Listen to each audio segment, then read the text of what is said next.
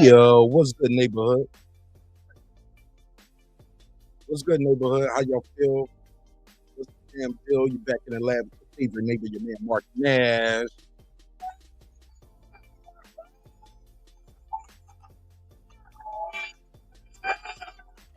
I am here. Another great episode of Big Feels so good to be home where we belong, man. Got some good topics on the docket for tonight, and you gonna love it. All right, so gotta talk about the news going around, the Meg, the Stallion. Man, this is bad on all parts. So we're gonna talk about that and play videos and also pictures on that. As you know, some new footage has come out of the body cam footage that kind of contradicts what she said. And I get it. A lot of people saying, well, Mark, she already told us that she lied to the police, but the circumstances don't match. So we're going to talk about that. And also play her response, or her legal team's response to that. We got to talk about the pardons from Trump, man. Trump been on a pardon spree lately. On a lot of pardons. Has your opinion changed on them based off the pardons? Not me. Not me. I'm still not rocking stuff like that at all. But we're going to talk about how some people have changed their opinions on Donald Trump because of his celebrity pardons. So we're going to talk about that and more. Hami Mangia popped dirty on the drug test. Oh no, put a case on it. And of course, he came out and said what everybody always say when they pop dirty. I would never do this. I would never do this. I don't know how it happened. For real, bro. You don't know how I got in your blood. Okay. It's a cap. It's a cap. So we're going to talk about that on this episode, and it's going to be a lot of fun. So tell a friend to tell a friend it's him again. I'm going to roll the intro. I'm going to blast this link out, let everybody know we are live. Haven't been live in a bit. You know, still recovering, still a little under the weather, but I was able to run today, did about 2.5 miles. And, you know, I think that helped. I think that helped with my recovery. Still helping. So we're going to talk about that. Shout out to the ladies of Talk. What up? What's popping with y'all? So we're going to talk about that. And yeah, it should be an interesting topic, man, on this episode. And try to knock this out in a decent time because, you know, I got shit to do in the morning. So. All right, let's strap in, pause, and let me run this intro. They have changed the way this layout looks over here, so I'm trying to find my stuff over here. Yeah, they keep changing them, but that's a good thing though. That means they're integrating and upgrading. Shout out to everybody who's in the chat who got here early, and yeah, man, drop your area code in the chat. Let people know what side of the earth you roaming the turf, and yeah, y'all let me know what y'all think about the new camera too. So it looks a little crisper to me, so I don't know how it looks to y'all. So y'all let me know what y'all think. Let's run this intro. Give me 5 minutes.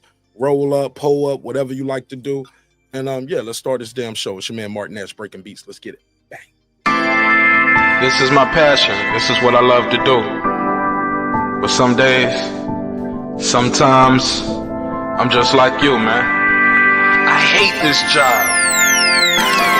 Damn, I hate this job. Damn, I hate this job. Damn, I hate my job.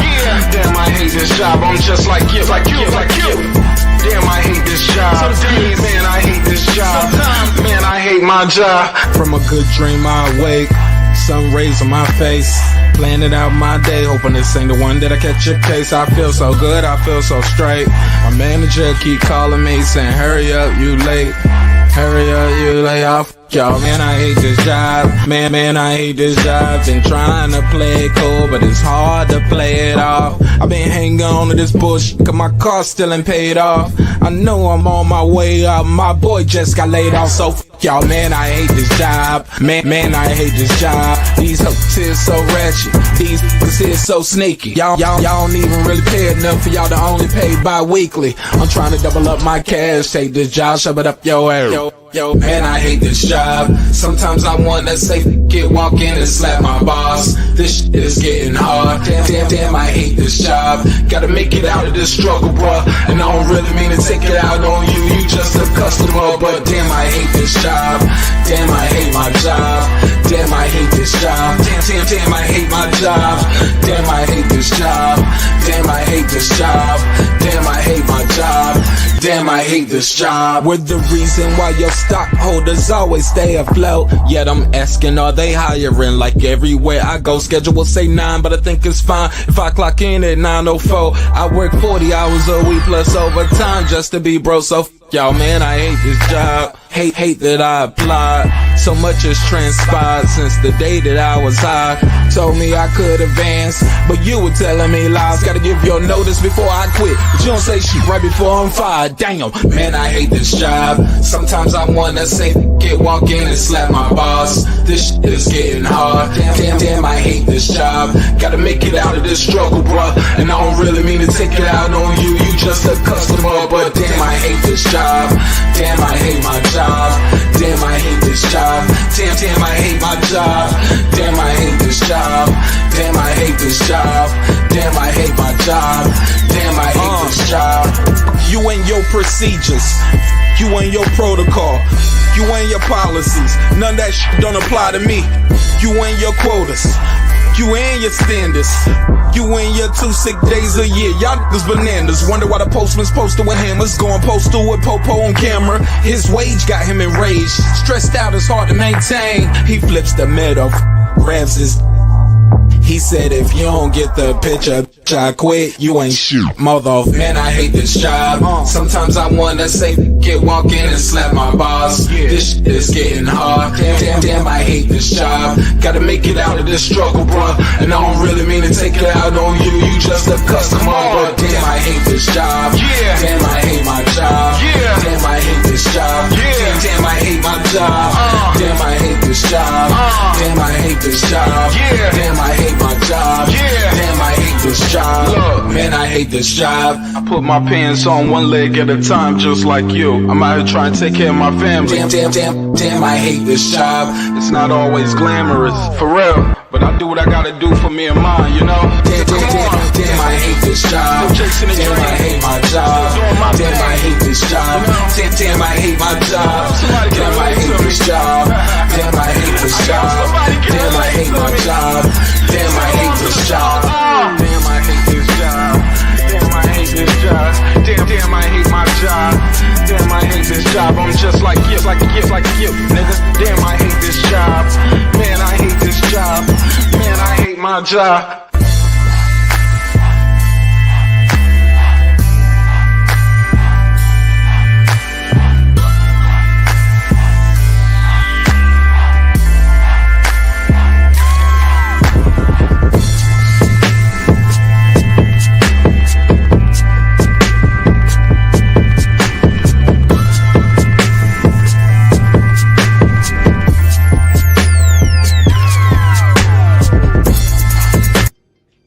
The views and opinions expressed in this program are those of the speakers, commentators, experts, and or the host.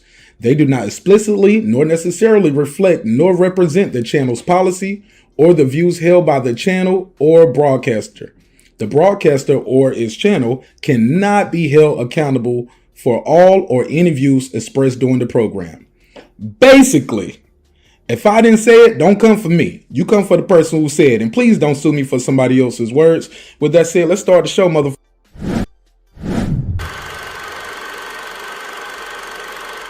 This that squad side.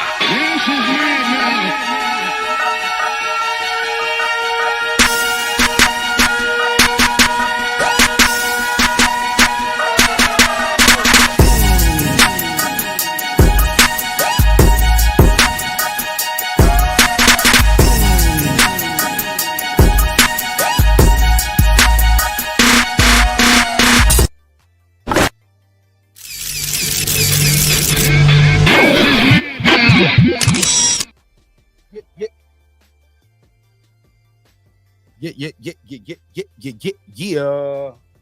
What up? What up? What up? What up? What up? What up? What up? What up? What up? What up? What up? What up? What up? What up? What up? What up? What up? What up? What up? What up, though?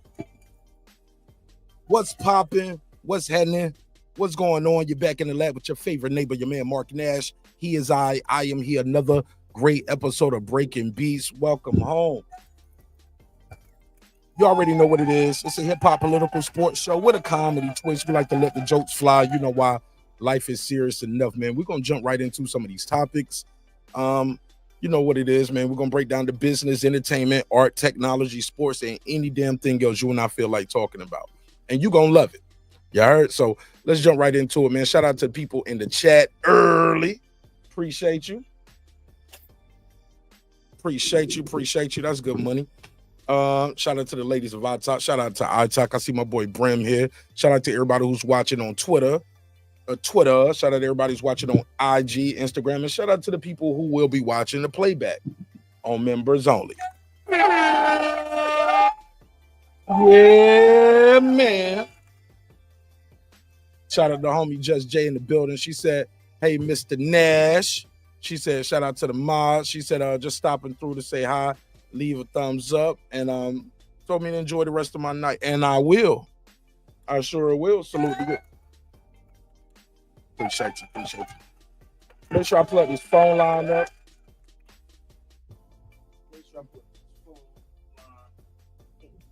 Make sure I got this phone line plugged in so we can get into, make sure I get some calls in on this topic. If you want to call in, the phone number is at the top of the screen in the bright yellow letters. Hold on one second.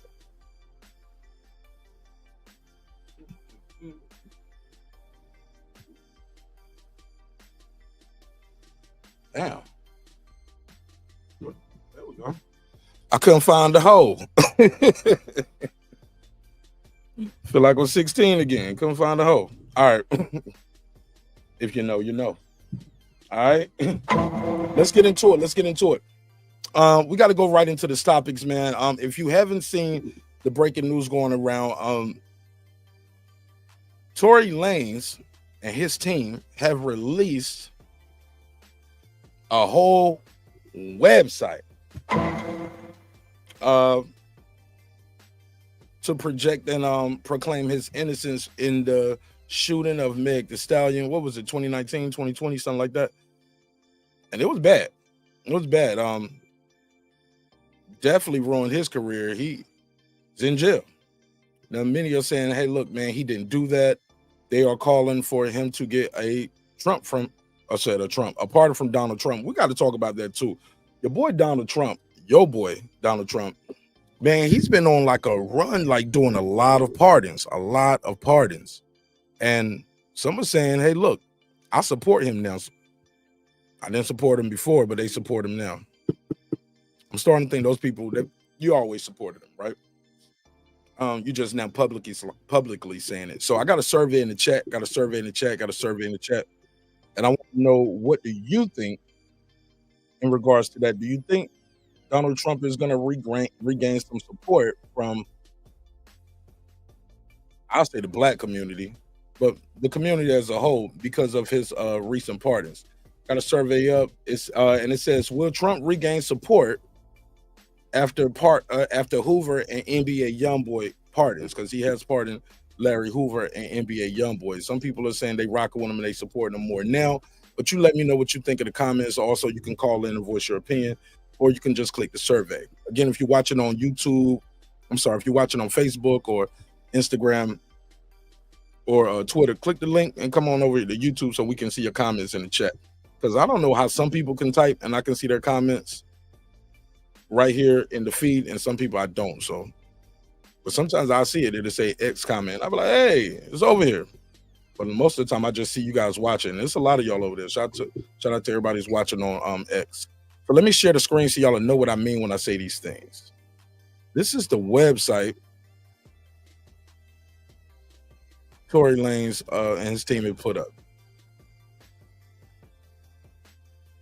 And it shows the blood on her foot right there. This does not look like a gunshot wound, but okay. But it could be fragments. They show Kelsey or is that Megan? Somebody got a whole knot right here on their forehead. Got a speed knot right there. That didn't come from the bullet. That came from somebody dinging on you. She got dinged on, whoever that is. Is that her? Okay, we'll get to that. We'll get to that. So let me let's go through this. So basically, in a nutshell, let me close this tab. I got too many tabs open. Close this one out too. Close that one. Yeah, there's too many tabs open. All right, boom. And I'm gonna read the response from her attorney. She's released a statement. Matter of fact, let's go there first.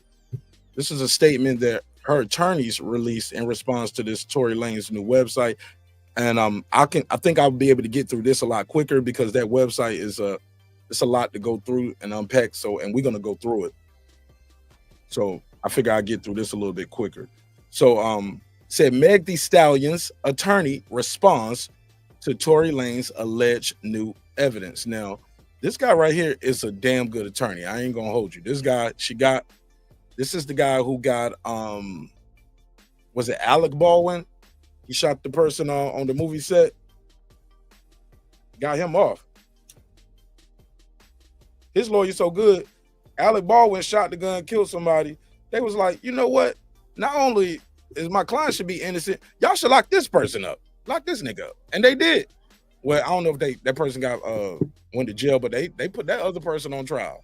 Alec Baldwin is at the crib somewhere in the Hollywood Hills drinking a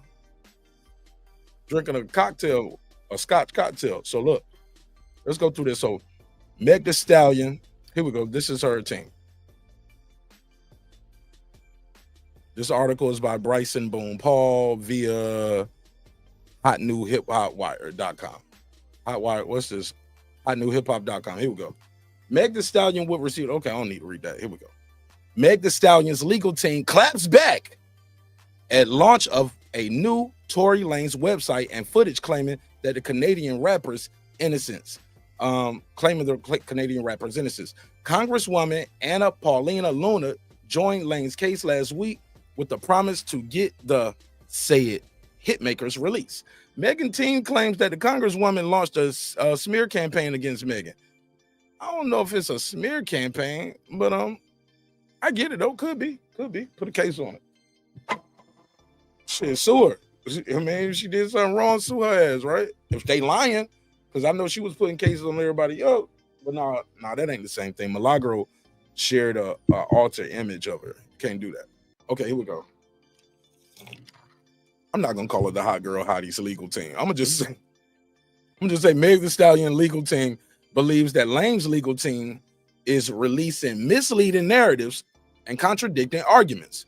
Last week, it was reported that Tory Lanez's bodyguard said Kelsey Harris shot Meg, but this week it's reported that body cam footage shows a new witness saw Kelsey Harris shoot Megan.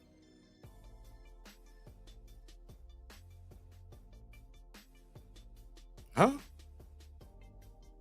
They never said it was Tory Lanez's bodyguard last week. It was Kelsey Harris' bodyguard.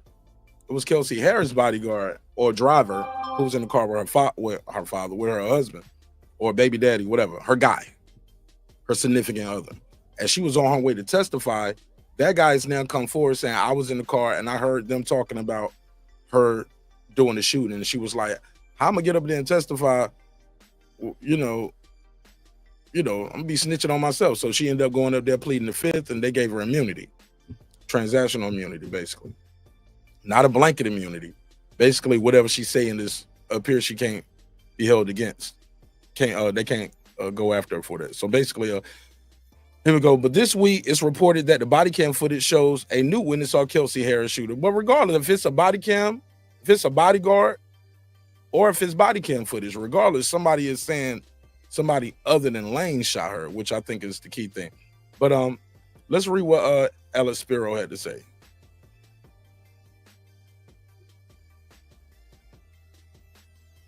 This is her lawyer, Alice Spiro. Also, this is the lawyer, if I'm not mistaken, this is the lawyer that Jay-Z had when he had that case a couple months back. I don't know if y'all remember Jay-Z having a case a couple months ago, but this was the same lawyer that got that stuff going. But here we go. Meg Thee Stallion responds to new Tory Lanez website claiming videos claiming that his team in it. Blah, blah, blah. Here we go. Tory Lanez team can't keep a story straight.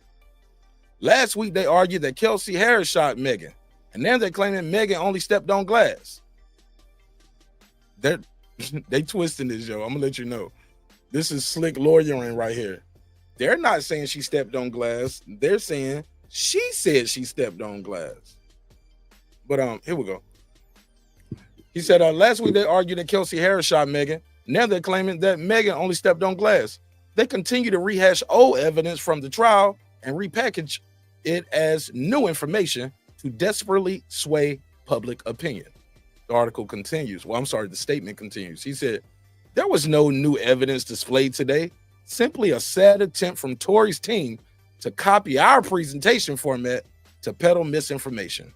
It's embarrassing that Florida Congresswoman Anna Paulina Luna is integrating herself into California criminal justice system. I'm sorry, into the California criminal justice system for clickbait.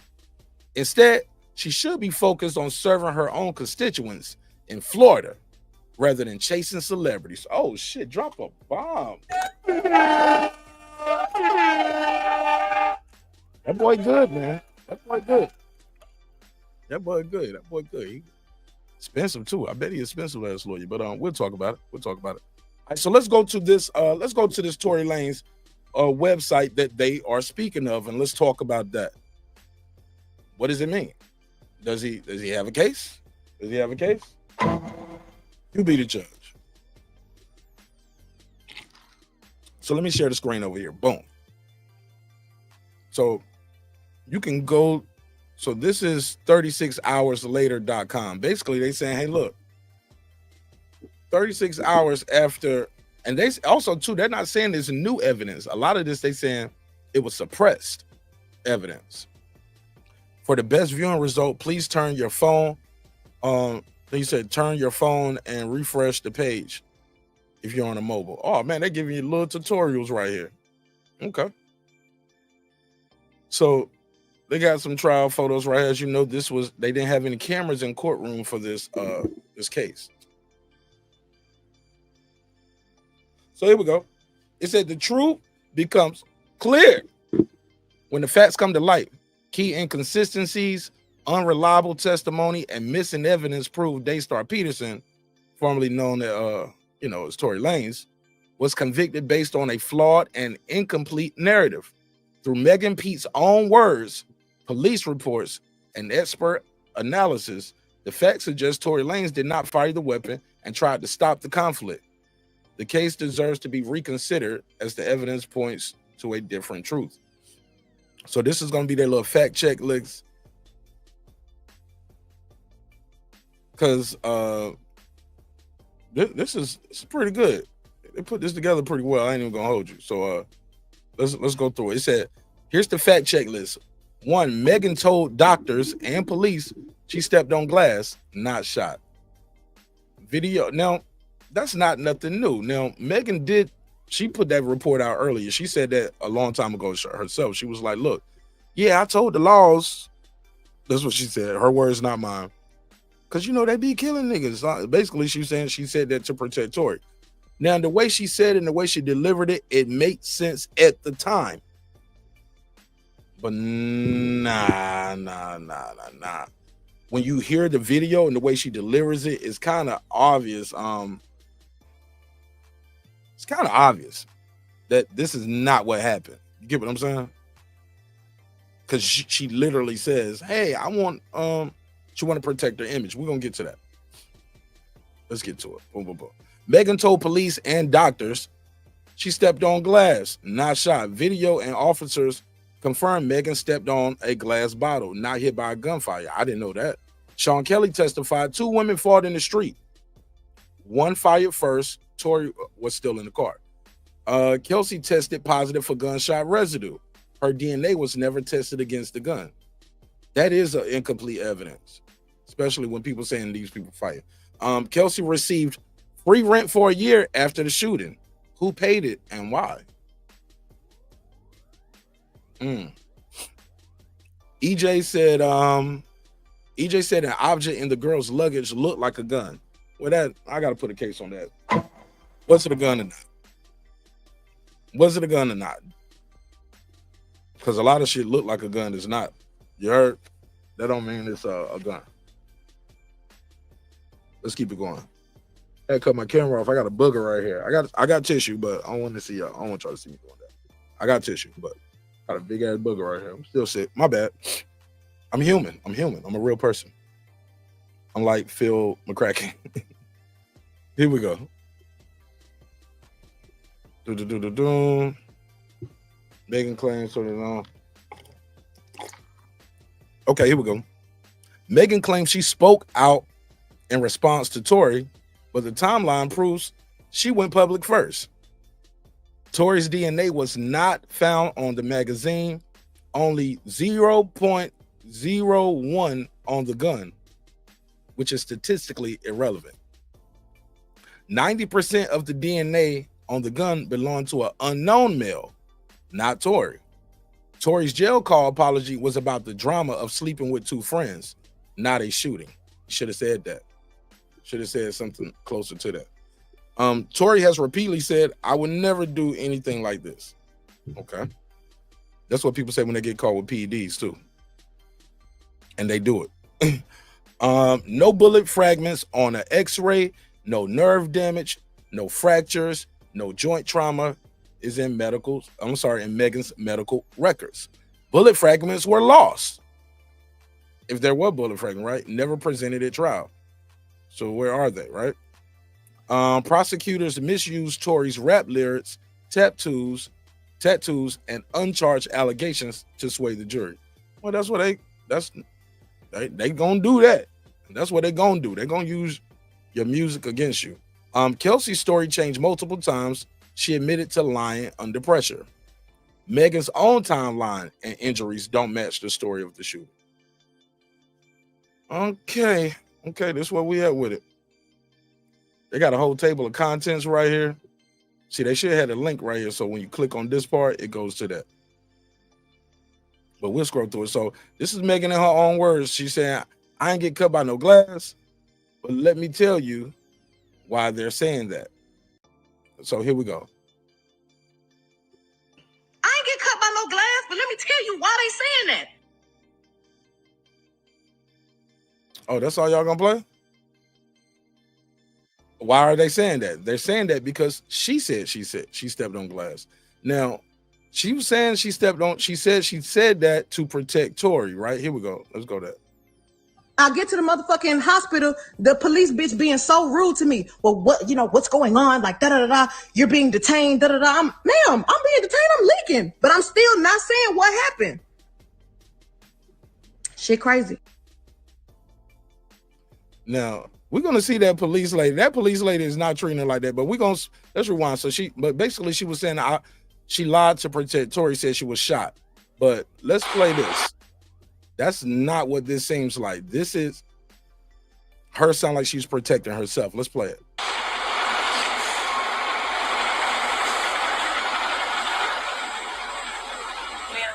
you think we're gonna go to jail? She said, ma'am, you think we gonna go to jail? She said, we.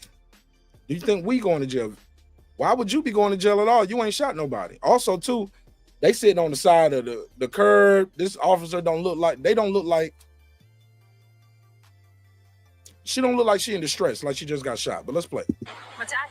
Do you think we're gonna go to jail? I don't know. We're trying to figure it all out.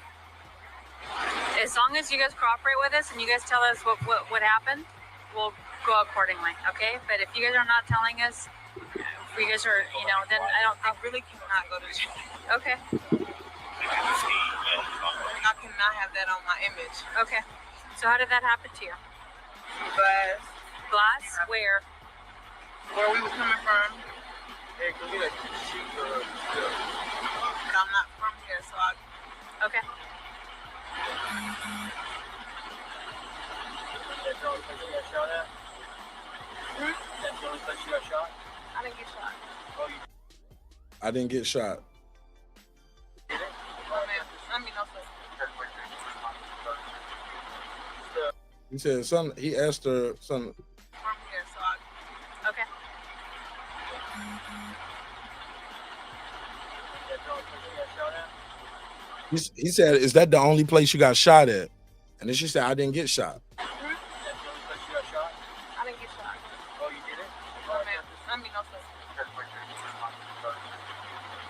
This doesn't look like I'm lying to the cops because I'm in fear of my life and I think they about to shoot us because we're black people and cops have been killing people left and right. What's up, Brim? He said, I don't believe Megan. Man, it's hard to believe it, man, because that she looks calm. She doesn't look like she's been shot. She doesn't look under duress. She doesn't look like she's under pressure by the police. She damn sure literally did not say nothing. She said, I can't go to jail. I can't have that on my image. How's that protecting Tory? Excuse me, ma'am. Excuse me, ma'am. Do you think we're going to jail? You think we're going? Let me play it one more time. I'm gonna go to the next video. Yeah.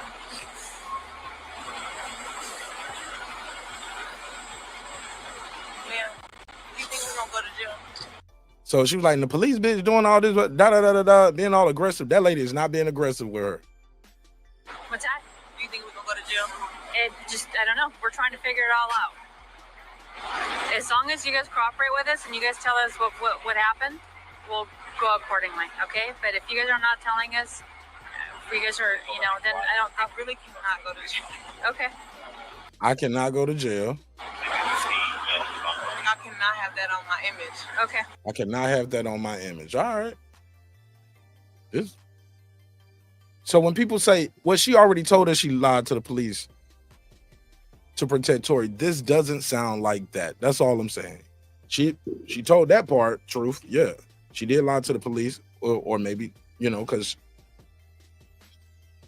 whatever reason, but it's to protect herself, it seems like. Let's play this one. Any evidence of any shooting or anything? That's how we got dispatched. Well, we have the gun here, and then we have other units. They're searching the house where it happened. So that's all we have so far. So nothing happened in the vehicle. No, we don't have any casings. No. Okay, from what you've been told. And then there's some cash over. Looks like. Was the person who got caught with the other people here that you have in handcuffs? Were they all together? They were all. Yes, they were all in the same car. Okay, and then do we know how she got cut? I believe when she stepped down, there's a glass. She dropped a glass bottle, and then I think she stepped on it and cut herself. And getting out of the vehicle. Okay, so her friends didn't cut her. I never heard the cop testify to that in court, because that's pretty clear. They said she dropped the glass bottle, and she stepped on that. Looks like. Was the person who got caught with the other people here that you have in handcuffs? Were they all together? They were all. Yes, they were all in the same car. Okay, and then do we know how she got cut? I believe when she stepped down, there's a glass. She dropped a glass bottle, and then I think she stepped on it and cut herself. And getting out of the vehicle. Okay. What does the bottle break? Did she step on it? Let's see this one. What is? So let me see this. So this the following videos 1, 2, 3, and 4A and 4B show Meg Thee Stallion injured on the scene, stating she was cut by glass and not shot. Officers on site also confirmed she stepped on a glass bottle. These clips are key in understanding the initial reports and the shift in her later statements. So let's play this. It's right down the floor. Yeah. Let me see that bottle. Yeah.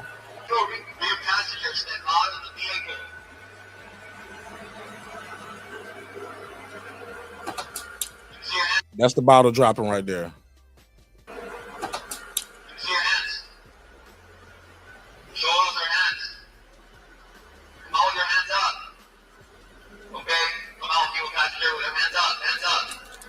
Oh. All right, move back to the sound of my voice. Keep your hands up. Move back to the sound of my voice. Move back. Keep going. Keep going.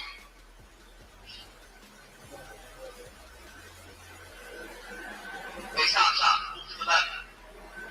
Keep moving. It's right down the floor. Yeah. Okay. All right, so let's go to video 4A. She cut herself when she stepped out. She cut herself when she stepped out. That guy, he's whispering. He said she cut herself when she stepped out. She cut herself when she stepped out. Slow that down some. They said it kind of fast. She cut herself when she stepped out. I sped it up. My bad. She cut herself when she stepped out.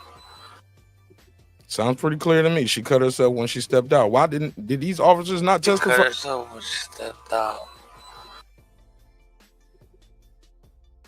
Okay. Move back in time, my boys. Move back. Back.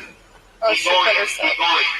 So another officer said, "Oh, she cut herself." Move back in time, my boys. Move back. Back. Oh, Keep she going. cut herself. Keep going. Okay.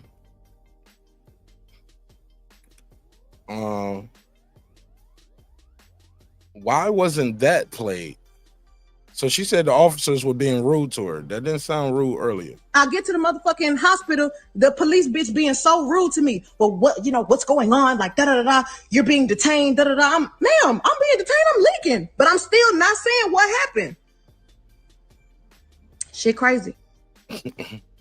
Yo, this is wild, yo. All right, here we go. So what happened at the hospital? Let's play this video.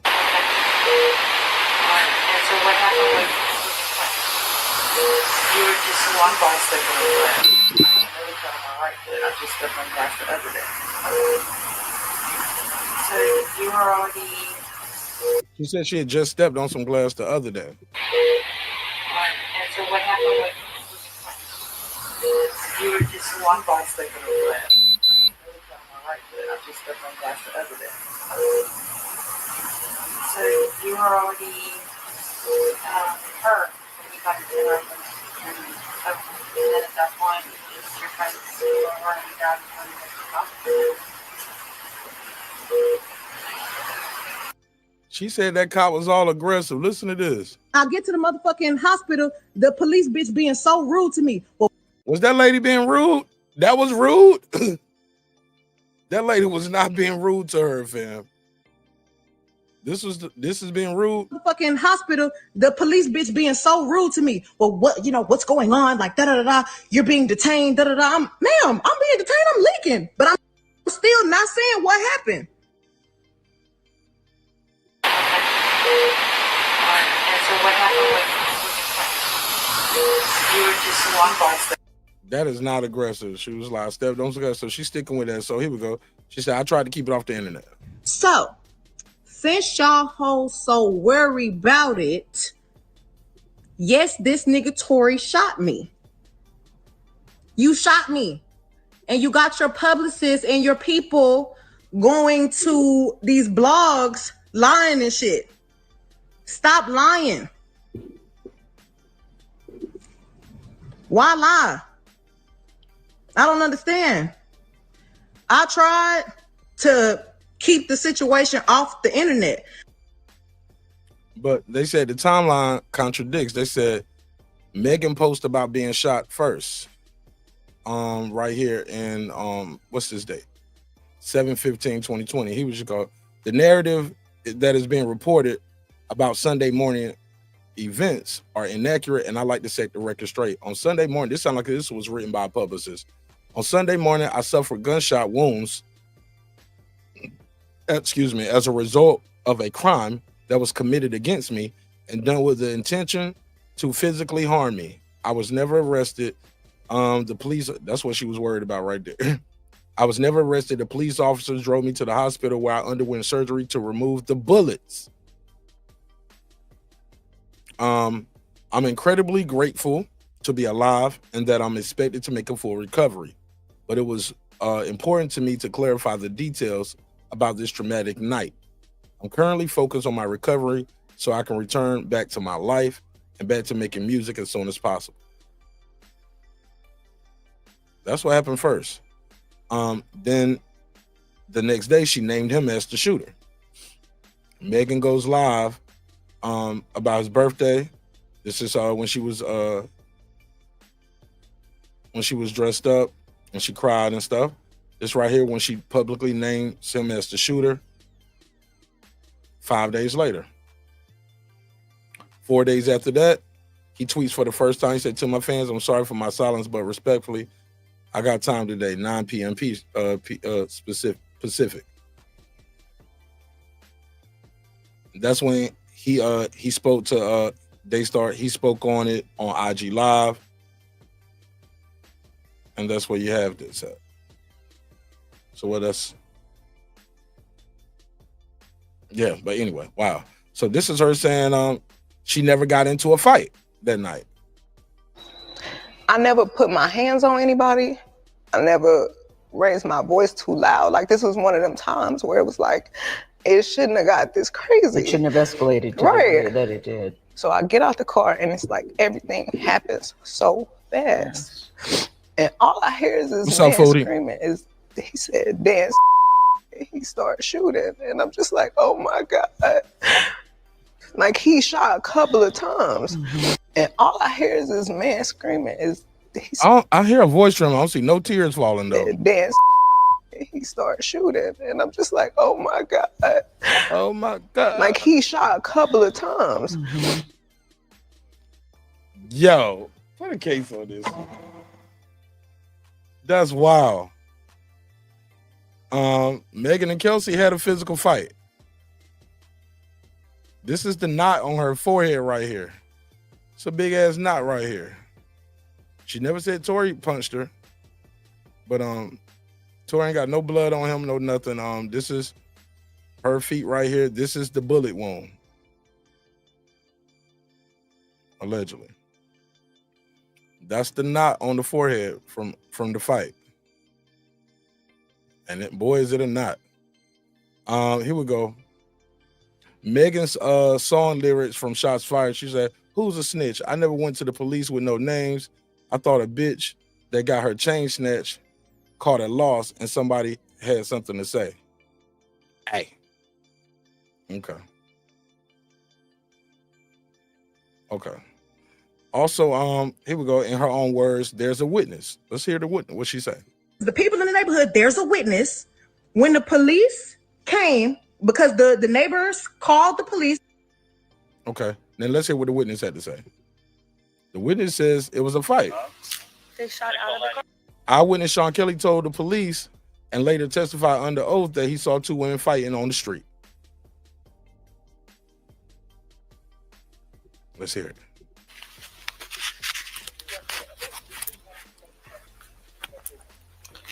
Wait. No, it isn't. No? They shot out of the car? Well, the windows were open, that's why it sounded... It's on his site. Somebody said, where I get this. On my side, the girl opened the door. Matter of fact, let me switch this. And then they shot. Okay. She got out of the car. Let me switch this so y'all can rewind. So y'all will be able to rewind and shit. I got that set so y'all can't even rewind. My bad. My bad. My bad. There you go. Boom. Somebody said Diddy did it. Somebody said, where you get the slide presentation? Tory Lanez legal team have released a website. They have a website. It's 36hourslater.com. 36hourslater.com. And it pretty much lays out this right here. It says the truth uncovered. They're talking about a lot of evidence that was suppressed. Megan's team had responded and said, hey, this ain't they talking about this ain't no new evidence. They ain't say a lot of new evidence. They talking about stuff that was suppressed. Like even those cops saying she stepped on the glass. The male cop and the female cop, because they said, oh, she dropped the bottle when she stepped out. Megan's, the actual footage of her when she said, I lied to the police to protect Tory, she says on this camera straight up to the cops, I can't go to jail. I can't have that on my image. Let's hear that. Ma'am, do you think we're gonna go to jail? What's that? Do you think we're gonna go to jail? I don't know. We're trying to figure it all out. As long as you guys cooperate with us and you guys tell us what happened, we'll go accordingly, okay? But if you guys are not telling us, if you guys are, then I really cannot go to jail. Okay. I cannot have that on my image. Okay. I really cannot go to jail. I can't have that on my image. Yes.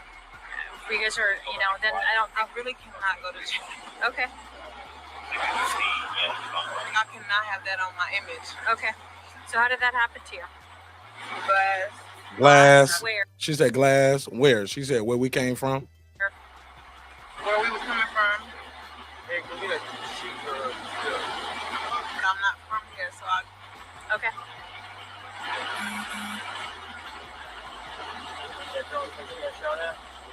And the other cop comes up. He says, is that the only place you got shot at? I didn't get shot. I didn't get shot. And she said she was in fear because the cops were aggressive And you know the laws be out here killing black folks. She said that to protect her and Tory, and she didn't want them to get shot. These people, bro, I know cops do kill niggas left and right. I get it. But they don't look like they're in no danger of getting shot right here. What's up, Reg? She don't look like she in nowhere getting shot. In no danger getting shot by the police. Let's scroll down. Let's get back to where we was at. She said the female cop came in there aggressive. This lady's not aggressive. Watch this. In hospital, the police bitch being so rude to me. Well, what's going on? Like da-da-da-da, you're being detained, da-da-da. Ma'am, I'm being detained, I'm leaking, but I'm still not saying what happened. Well, you're being detained to have a conversation, but this lady ain't being aggressive. And so what happened with your foot? All right, so what happened with your foot? This is aggressive? You were just walking on stepping on glass. I just stepped on glass the other day. Yo, somewhere in somebody's she said I stepped on glass. She stepped on glass the other day. And she had cut her right foot the other day, and I just stepped on glass again, basically. Yo, so let's go right here. Yo, bro, somebody in that TMZ mind said, you know what? This might be good for you. You know, you got shot. You know what I'm saying? It never heard of it. She thought she was about to be the female 50 Cent on this shit. It never heard of it. Nah, that shit ain't gonna fly. So here's the eyewitness. So she said she never got in a fight with anybody on Gayle King, but right here, it's clear that she said, you know, what the eyewitness, Sean Kelly, said it was a fight. But Sean Kelly's testimony to investigators, you know, from what he told them and everything he said, it changed once they got to the courthouse. They said, this was our witness. Our witness came to the courthouse to testify. It was two girls fighting. He saw one girl, here we go. In a separate interview, Sean Kelly said he saw Kelsey and Megan fighting violently, with Kelsey in the rear passenger seat attacking Megan in the front seat. Keep in mind, he's sitting like on his balcony, so he got like a bird's eye view looking down. And they said, he said the driver, Jaquan, tried to intervene. He said the woman fired the gun while Tory Lanez, which he described as the shorter black guy, was still in the back seat of the SUV. And he gets out and try to intervene. But his testimony ended up changing. Once he get to court, they sit down and talk to him. He goes upstairs, talk to the DA, and by the time he come back down and take the witness stand, he got a different story. They had to treat their own witness like a hostile witness because the story had changed. That shit crazy. Somebody said NBA YoungBoy trash like his game. Somebody said, let Tory Lanez Harlem Shake. She said, let Tory Lanez Harlem Shake help them chains and let Diddy rock. Oh, let him out the chains and let Diddy rock. Yo, I changed my view on that Diddy case, man. I think he's going to jail. I don't know. I get what people saying they don't hear enough for the RICO. All they got to do is prove two things. It just look bad. I don't agree with some of it. All these people saying, yo, he kidnapped me 13 years ago. And I was like, yo, the nigga kidnapped you, held you for 5 days, and you went to work on Monday? The fuck? I wish the nigga would kidnap me and tell me, see you on Monday at the company picnic. Nigga, what? Yeah, it's a little shaky. Nathan Carr, what up? Isaac Flores, he said his team really did a good job of, what he say? His team really did a good job of gathering new evidence and chronological timeline. Prosecution made a case against Tory and claimed it was the full context of the situation. And see, a lot of times too, it's stuff that's not submitted. I mean, not admitted in evidence. It's up to the judge to say, nah, I'm not gonna allow that. Like, why wasn't these cops allowed to testify for the defense and say, hey, look, yeah, is this you on camera? Okay, you officer badge number 335. Okay, what are you saying right here? She stepped on glass. Why did you say that? Because she told me. I said, but did you see her drop a bottle? You said she dropped a bottle, right? So she dropped the bottle and, okay, that's you? All right, check. Next, get the lady up there. The lady cop, you said that too, right? This is you? Okay. Gotta have that in there. Foodie said, let Tory Lanez Harlem Shake and let Diddy, she said, let Diddy take that, let Diddy take that place. Yo, you funny. Reggie said, "What's up, Martin Nash? What's up to you, bro?" Foodie said, "All they gotta do is prove two things. They gotta prove two things for the RICO, two or more. But let's play this right here. This is Sean Kelly's statement to the investigators. The doors of the Escalade open, and the girl come out. All right, cool. So oh man, I see why they got Sean Kelly. Sound like he a foreigner, man. They got him change his story. They were like, we'll send your ass back, right? No, I'm joking. Let's go. The doors of the Escalade open, and the girl come out and pull open the passenger door and started screaming and yelling at somebody in the car. So the girl who came out of the passenger, you're talking about the front passenger? No, the rear. The rear passenger. So the girl comes out of the rear passenger and she goes to the front passenger? Yes. And she opens up the car door? Yes. And then what happens? They're screaming and shouting at each other. And you should be able to use this in court, like to impeach the witness. Like, okay, well, you told this to the investigators, but you telling us this now. You should be able to use it, but it's up to the judge to be like, we ain't got time for that. He's here. Just ask him now. Or they'll be like, you can read it off to him, but we're not about to play it. Because they know playing it for the jury, it hits different when you hear it in somebody's own voice versus saying, you said this, and now you're saying this. No, play that shit. But anyway, sometimes they just don't allow it for whatever reason. I'm not going to allow it. They're screaming and shouting at each other, and they start fighting. The two girls? Yeah, I can see one feet coming out trying to kick her, and the other one's fighting, and then the passenger gets out. So the girl who does the punching and the kicking is the girl that comes out of the back passenger? Can we stop there? Because I don't want to. I'll tell you, and then I want to get my son's on his own. Yeah, I understand. And it's loud with the cars. I don't really want to. So basically, the car stopped. The girl in the back got out, started. He's like, man, shut the fuck up. He's like, look, I don't want to keep asking me. Let me just tell you. The girl who does the punching and the kicking is the girl that comes out of the back passenger? Can we stop there? Because I don't want to. I'll tell you, and then I want to get my son's on his own. Yeah, I understand. He said, man, look, stop cutting me off. I'm going to tell you, but I got to go because my son's on his own. But watch this. And it's loud with the cars. I don't really want to. So basically, the car stopped. The girl in the back got out, started screaming and shouting, ripped the door, pulled the door open, but pulled it so sort of viciously that's why I presume the driver got out. She starts screaming, she starts hitting the girl. The girl on the passenger side, her feet come out, she starts to kick the girl away. Passenger, they get out, they start fighting here. They start fighting. The driver comes round and tries to sort of break it up. It gets a bit more violent. And between them, the girl then climbs back into the front driver passenger seat. Where's the shorter black guy? He's in the back. He's in the back of the car? Okay. He ain't even there. He watching them fighting. Then the gun. Then the girl shoots. And the girl shoots. And the girl shoots.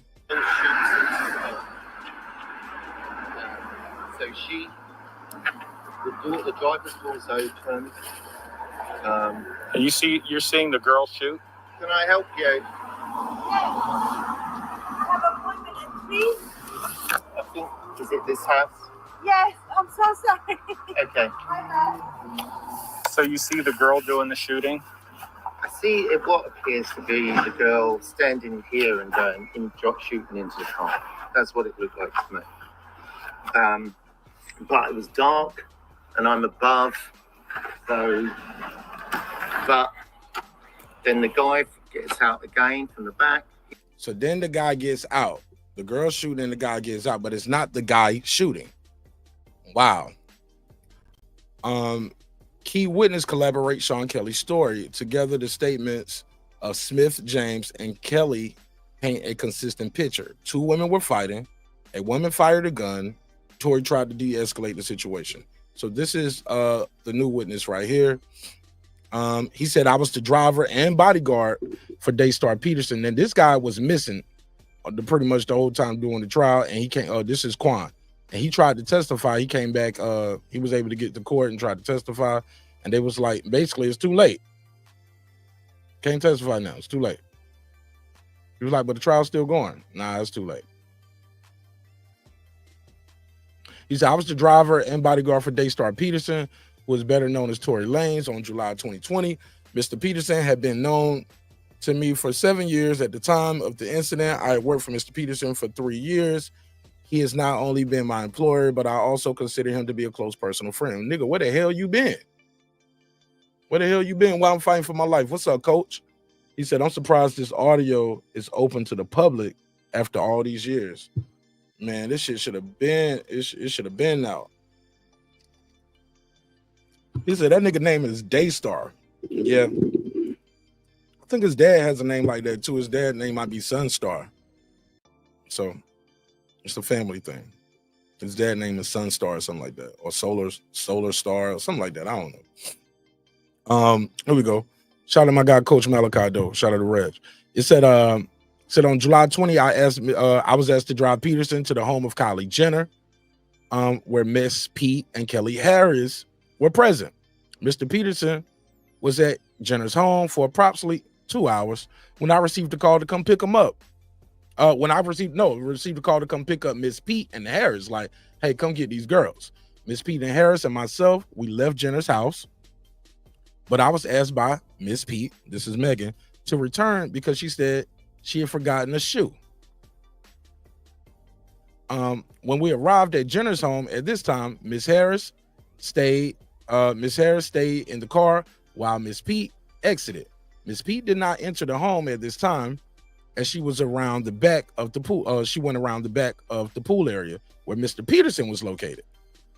Both Miss Pete and Peterson returned to the car after a few minutes. Miss Pete was I can't see, it's a little blurry. It said basically she was bickering, but I'm not sure of the exact words she was saying. She seemed upset. I'm sorry. So they leaving the house, boom, and she upset. He said, as I began to drive, Miss Pete started to fight with Mr. Peterson. They were going back and forth, and I remember Mr. Peterson saying to Miss Pete that he was going to tell Harris what was going on. I don't remember what street we were on, but Miss Pete asked me to stop the vehicle. I did as she asked. As Miss Pete went to sit on a nearby step, Mr. Peterson went and spoke to Miss Pete. And after about 2 minutes, they returned to the car and I began driving again. Miss Pete started the argument again. And Miss Harris asked, what was going on? Mr. Peterson told her that her and he and Mrs. Pete had been dating in an intimate and had been intimate.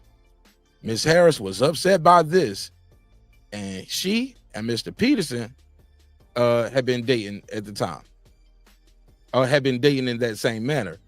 It's a little blurry, like I said, so bear with me. You said they've been dating in that same manner prior to any relationship with Miss Pete, and Miss Pete and Miss Harris began fighting.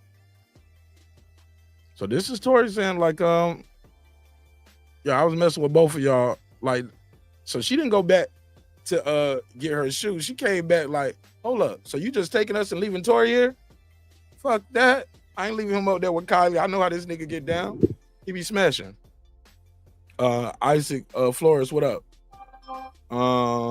Heavy Bad Boss, he said, wow, that's foul as hell, bro. Isaac, he said, when he said Tory dance, bitch, I knew it was kept. Bro, like we in the Wild Wild West or something. Like this a Western. Shout out to my boy Heavy Bad Boss on TV, Big T.O. All right, so here we go. And let's go to the statement more. He said, I pulled over to stop them. Miss Pete and Miss Harris both got out the vehicle and continued to fight, both verbally and physically. I broke up the fight and was pulling Miss Pete towards the back of the car. I saw Miss Harris with the gun in her hand. Mr. Peterson ran from behind Miss Pete and myself towards Miss Harris. Mr. Peterson and Miss Harris began struggling as Mr. Peterson tried to unarm Miss Harris. I was still pulling Miss Pete and did not see who shot the weapon. Oh, nigga, boo. You ain't no good with it, so you didn't see shit. But you do see her with the gun, though. I get you. So, but he don't know who fired the weapon. He said, I was lucky I wasn't harmed. And then now I see why they didn't let him testify. Like, nigga, so you ain't gonna say she shot her? So now you got all this other information, but you don't want to quote unquote snitch. What's up, B-Dub? All right, so boom. He said, I saw Miss Harris with the gun in her hand. Mr. Peterson ran from behind Miss Pete and myself. So basically, he's behind y'all. You see her with the gun. He runs up like super nigga. Get you out the way. Get her out the way. Grabs the gun and starts struggling with Kelsey for the gun. And you turn your back to not, okay, he was up. He said, I did not see who shot the weapon. I was lucky I was not harmed. And in my opinion, Miss Pete was also fortunate. The whole incident happened so quickly within just a couple minutes. I wanted to present this evidence during Mr. Peterson's trial, but was prevented from doing so as the district attorney was not ready to cross-examine me. And later, they did not call me due to the holidays and the court schedule. I believe I should have been allowed to present this evidence in trial. And that's Quan. All right. Now, this is EJ King. This is Megan's former stylist. I remember this right here. We ain't got to go through that. But basically, he said he remembers seeing Kelsey have something in her bag that looked like a gun a while back. But let's skip all of that. Let's go to Kelsey's inconsistent statements. Bruh. Now, Kelsey Harris initially told prosecutors she witnessed the shooting, but later recanted on the stand, admitting she lied under pressure. She took the Fifth Amendment plea and contradictions. Her Fifth Amendment plea and contradictions compelled the prosecution to introduce her statements in full, highlighting their unreliability. Her credibility was compromised, raising reasonable doubt. That is reasonable doubt. Because I remember she was like, they asked her about the dance bitch shit. She was like, ain't nobody say that shit. She laughed and everything on the stand. I'm gonna let you know, when they got these trials on camera, I think all these cases should be on camera, not just state, federal too. Because they say they don't do it for federal because they don't want to scare witnesses. But so you can scare witnesses in a state trial? We had them cameras in that YSL RICO case. Nobody put those witnesses' faces out there. We never saw those. So I don't know. I think that shit should be out there. And niggas was getting popped in that case. Pause. Here we go. So Harris' testimony inconsistent. Here we go. Answer. I can't tell you the time, but yes, July 12, 20. Question. And you saw what happened during that shooting, didn't you? Answer. I mean, again, no. The way I was positioned, honestly, no. Let me see if make sure I read this in order. Here we go. Question. Okay, in September, you were interviewing with us. It was not a blur, correct? Again, I said things to protect myself that night. Protect myself. Okay, well, you said, and she answered that day. Question. You said it's a blur. You're trying to protect yourself, but you're telling us you didn't see anything or didn't hear anything. It's a blur. Is that right? Answer. I mean, I didn't see anything. So passenger area. Basically, she was sitting in the passenger area. Answer. Again, when I spoke with you, I said a few different things. Question. Did you shoot Tory? Or excuse me, did you shoot Megan? Answer. No. Question. Who shot Megan? Answer. Again, when I was getting out of the car, all I heard was shots. I didn't actually see anything. Question. Did you tell us when you looked at, did you tell us that when you looked at maybe the second or third gunshot, that's when you saw Tory? That's when you see Tory and he's in the front seat and he must have jumped over into the front seat, and he's leaning over the door, over the window. Do you remember telling us that? Again, our interview was not 100% truthful. That's reasonable doubt. I mean, Kelsey said she wasn't bribed. Here we go. Kelsey testified under oath that no bribery occurred. No financial records or corroborating evidence support a bribery claim. There's also been a lot of talk about bribery, and I want to, before I go into the facts, I want to talk about that. Has my client paid you anything? No. Question. There's talk about hush money that Megan's people have put out there. Has my client paid any money to you, ma'am? She keeps saying her client. She was like, no. And I would actually like to make that very clear, because I seen some things earlier from her attorney, and I'm tired of that lie. So no. Okay. Miss Harris, I never asked them to. Deputy, okay, got it. Miss Harris, bye. Give me a spot. They did this voluntarily. Okay, so this is later. Now, after the incident, Kelsey received rent money for an entire year for not speaking with Megan since the incident. I mean, after not, okay, not for, after. Kelsey received rent money for the entire year after not speaking with Megan since the incident. Why did she get rent for free rent for a year? Harris said they did this voluntarily and for a year, which is not normal.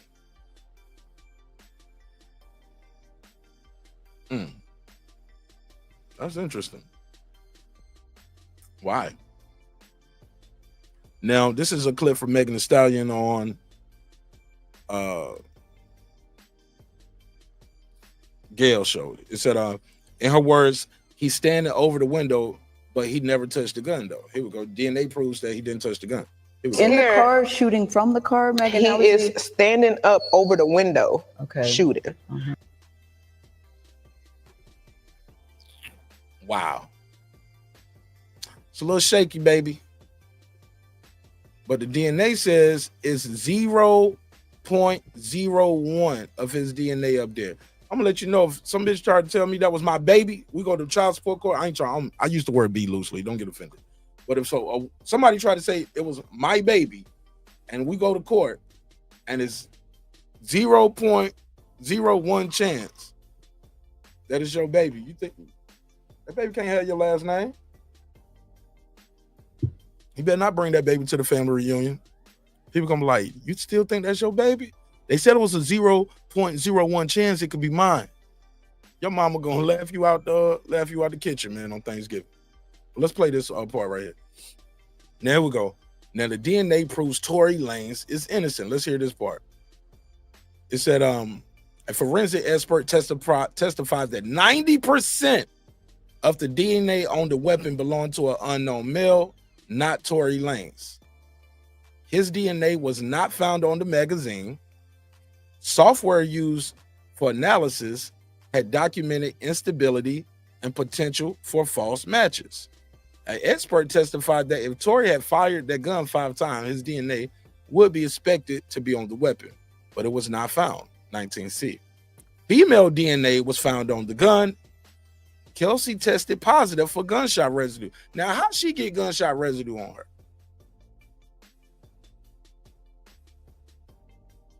But her DNA was never tested against the gun. That's just bad investigating too. Like, if you're really trying to get to the truth and find out what happened, if I test you for gunshot residue and you have gunshot residue on you, I got to get your prints to see if your prints on this gun as well. Also, I'm gonna need to sample your DNA too to see if your DNA is on this weapon. And if if that weapon still is in police custody, they need to test it now. Why not? Hey, lady, we're doing it. We're reopening this investigation, and we just need a subpoena for your DNA. We just need to clear you. Why can't they do that? I'm just curious. I'm just asking, like, why can't they? I'm curious. Here we go. The mixture of donors and the sample. The gun was estimated by 90 to the major donor of the DNA could be reliable and be deducted. Mixture. Okay, man. I ain't reading that shit.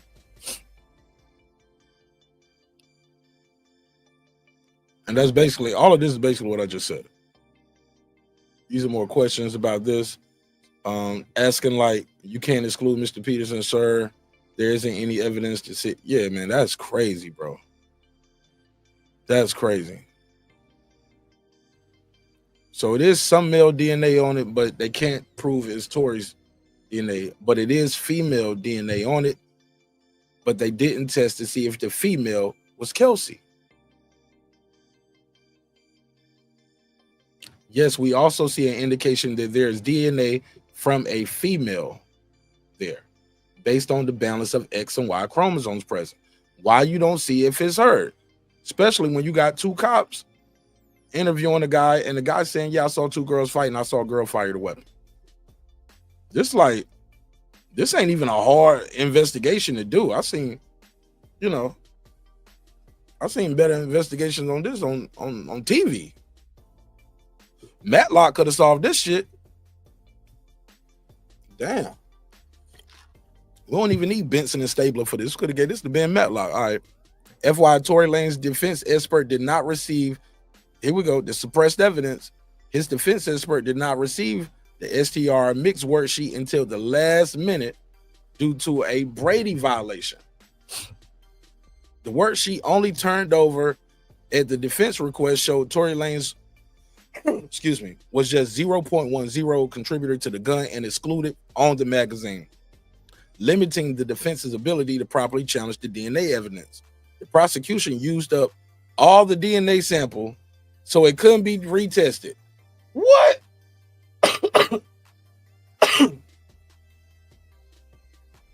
It can't be retested. Come on, man. Come on, man. Somebody said in her words, she was like, why would I lie? Okay. Why alter the text? Why would I lie? You want me to be a bad person so bad, and y'all motherfuckers want to believe the lie before you believe the truth. And they said, here we go. Text message evidence appears edited. Text messages used in court in 20 different versions. Used in court, deferred from versions shared publicly by Megan's team. So this is the text evidence that they use, and this is altered.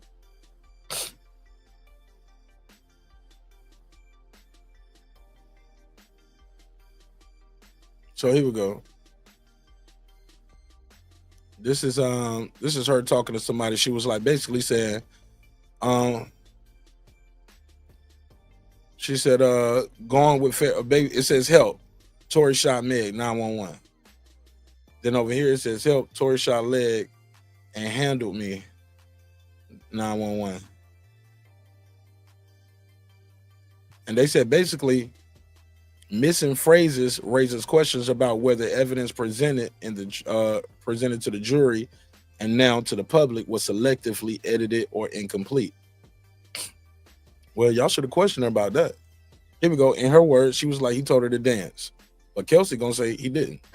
And all I hear is this man screaming. He said dance. Now audio undermines the dance bitch claims. The now public ring camera audio confirms 5 gunshots, but does not capture Tory Lanez saying dance beat. Here we go.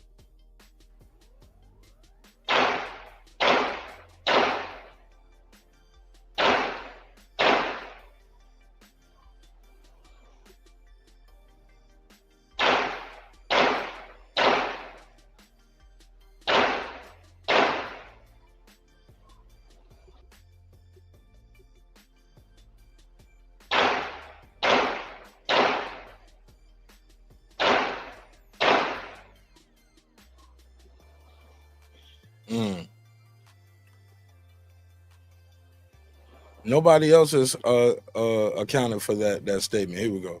You can hear their conversation, correct? Yes. Quite clear. Excuse me. Quite clearly? Question. Quite clearly? But at any point, did you hear anybody say Dansby? No. When you got out the car, did anybody say Dansby? Did you hear a word? Did anybody say Dansby? No, I don't know where that came from. So no. So basically, that's Kelsey saying she never heard that neither. Damn. She said she thought the doctors were police. I'll get to the hospital. The doctors do x-rays on my feet. Oh, ma'am, you got bullets in your feet, got bullet fragments in your other foot. I'm thinking the doctors is the police, so I'm still trying not to tell them, like, no, I didn't know I got you know what I'm saying? I'm scared. Like, I've never been shot before. I don't have to lie about that. Now, the medical facts don't match the narrative. Despite these conflicting reports, 24, 25, 26, none of these doctors were called to testify in court. Why weren't these doctors called? This is Dr. 24, 25, 26, and why couldn't y'all call them? This is Dr. Anthony Lafredo. He's described the injury as a laceration from broken glass. There's no mention of gunshot wounds, fragments, or ballistic trauma. He also described Megan as pleasant and in no accurate distress. So that's one doctor that said he wrote lacerations from glass. Here's another doctor, Milton Little. He's the orthopedic. He diagnosed, he said it was diagnosed bilateral gunshot wounds based on imaging. He removed 3 small fragments under general anesthesia and called the gunshot wounds, called the wounds superficial, yet performed surgery, claimed fragments were bagged and given to the police. But yet the police lost those. How y'all lose that? This is number 26. Now, this is Anna Howell. She's the plastic surgeon. Described the wounds as superficial and cleanly closed. X-ray showed no fractures, no minimal residue, shrapnel. Dr. Howell treated for cellulitis, basically infection, discharged without mention of ballistic trauma. It's no ballistic trauma. I don't know, man. Shit look a little shaky, bro. Forensic red flags and medical doubt. So, yeah, this looking a little shaky, man. So, like I said, so these guys they have conflicting diagnoses up here. So I get their point too. What Meg's team is saying, like, hey, look. So are y'all saying Kelsey shot her, or y'all saying she stepped on glass? Because y'all conflicting, but I get it.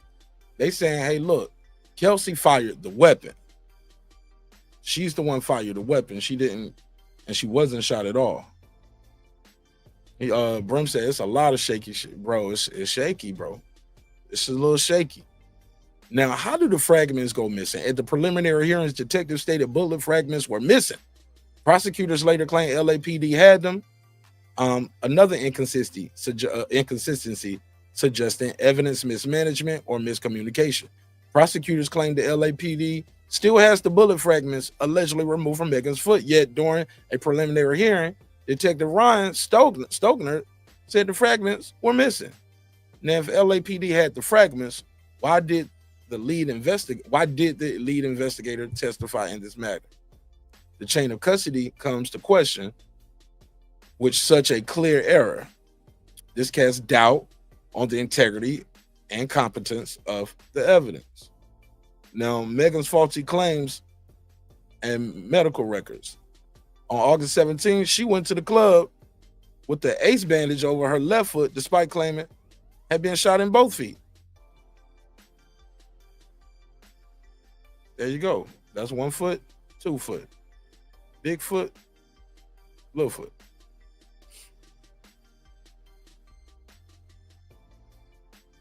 Okay. She said, I couldn't walk for a while. I couldn't feel the side of my foot, the side of my left foot. Did you have nerve damage? Yes, I still have nerve damage. And what do you mean by that? I can't really feel the left side of my foot. Okay. And based on your experience, did you see anything that was nerve damage or any of these fragments penetrate or touch the nerve or any of that? We did not identify any nerve involvement. This is what the doctor's saying.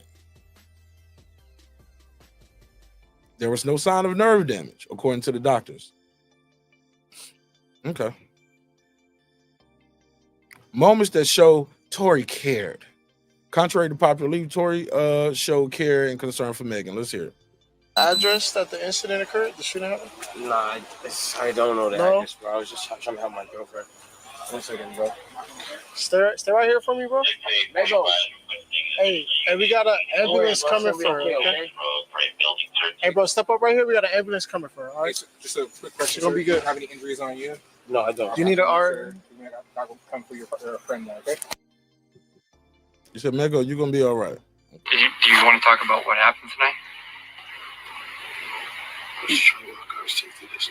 Your girl to safety? Okay. Misinterpreting apology and what Tory really meant. No, I can't. Look, they tell you the shit is being recorded when you call. Tory acknowledged his actions. He apologized like, yo, I was just drunk. I would never do anything like that. You know what I'm saying? It sounds like he apologizing for the shooting to a lot of people.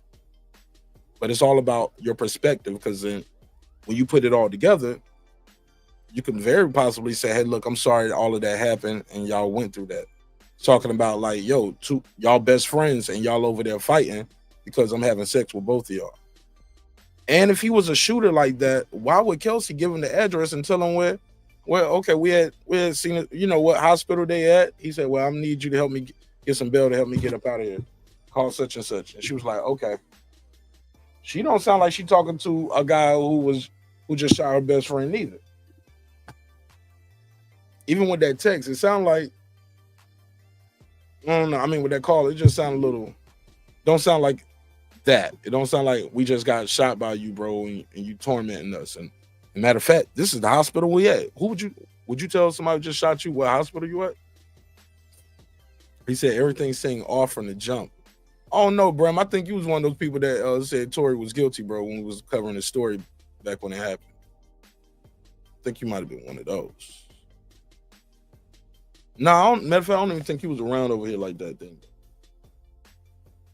So they was prosecuting misconduct concerns. Prosecutors intended to use Tory Lanez rap lyrics, tattoos, and uncharged prior incidents to prejudice the jury. Mentioning Tory Lanez's right to not testify, potentially violating constitutional protections. Right, because they supposed to say that too. Like, hey, look, he don't have to testify. No, the judge's supposed to let the jury know that. Like, hey, look, just because he's not taking a stand in his defense, you can't use that against him because he don't have to. It's their job to prove he's guilty. I don't have to take a stand. Tory's choice to testify or not is a protected constitutional right. That is true. The fact that a defendant does not testify on his or her own behalf should not be fodder for the courts, nor interpretation. That's very true. Should not be able to do that. Justice requires clarity, fairness, facts, and not assumptions. So wow, that was the whole shit right there. I went through the whole thing. Wow. All right, phone lines are open, man. 404-692-1766. The number's at the top of the screen in the bright yellow letters. Oh, that's me. All right, phone lines are open, man. 404-692. My bad. 404-692-1766. 404-692-1766. You want to call in and voice your opinion on this topic? I'd love to know what you think. Sonny Red, what up? He said, salam, beloved, noble brethren. He said, dude is phenomenal with the music. He had to go. He said, see Rockefeller group, Christian. Oh yeah, I remember Rockefeller's group, Christian. I'm full smoke. I'm so cool. I'm full smoke. I remember that. He said being best is hella dangerous. Salam, brother Mark. Man, who you telling? But I don't know if it's because of that. I've been hearing a lot of people say it's the Rock Nation thing, and it was that clip. He was like, I cracked the whole shit. All these artists, I'm about to show y'all how to get money. And like, because he had got his masters and he got his independence, and then this happened. So I heard a lot of people talking about that, but I just don't connect all the dots to understanding. She said, watching my life go down. Oh, you remember that too? I just don't see the connection of Roc Nation wanting to destroy Tory, but I do see Roc Nation wanting to protect Meg Thee Stallion and their investment. But I'm just like, damn, this how far y'all went. It's like somebody got to go. Somebody got to go. I don't know. Shit a little shaky to me, man. All right. Let me see what else I got on the docket. Let's get into this this other little joint right here. Somebody said, if you better than Jay-Z, you got to go.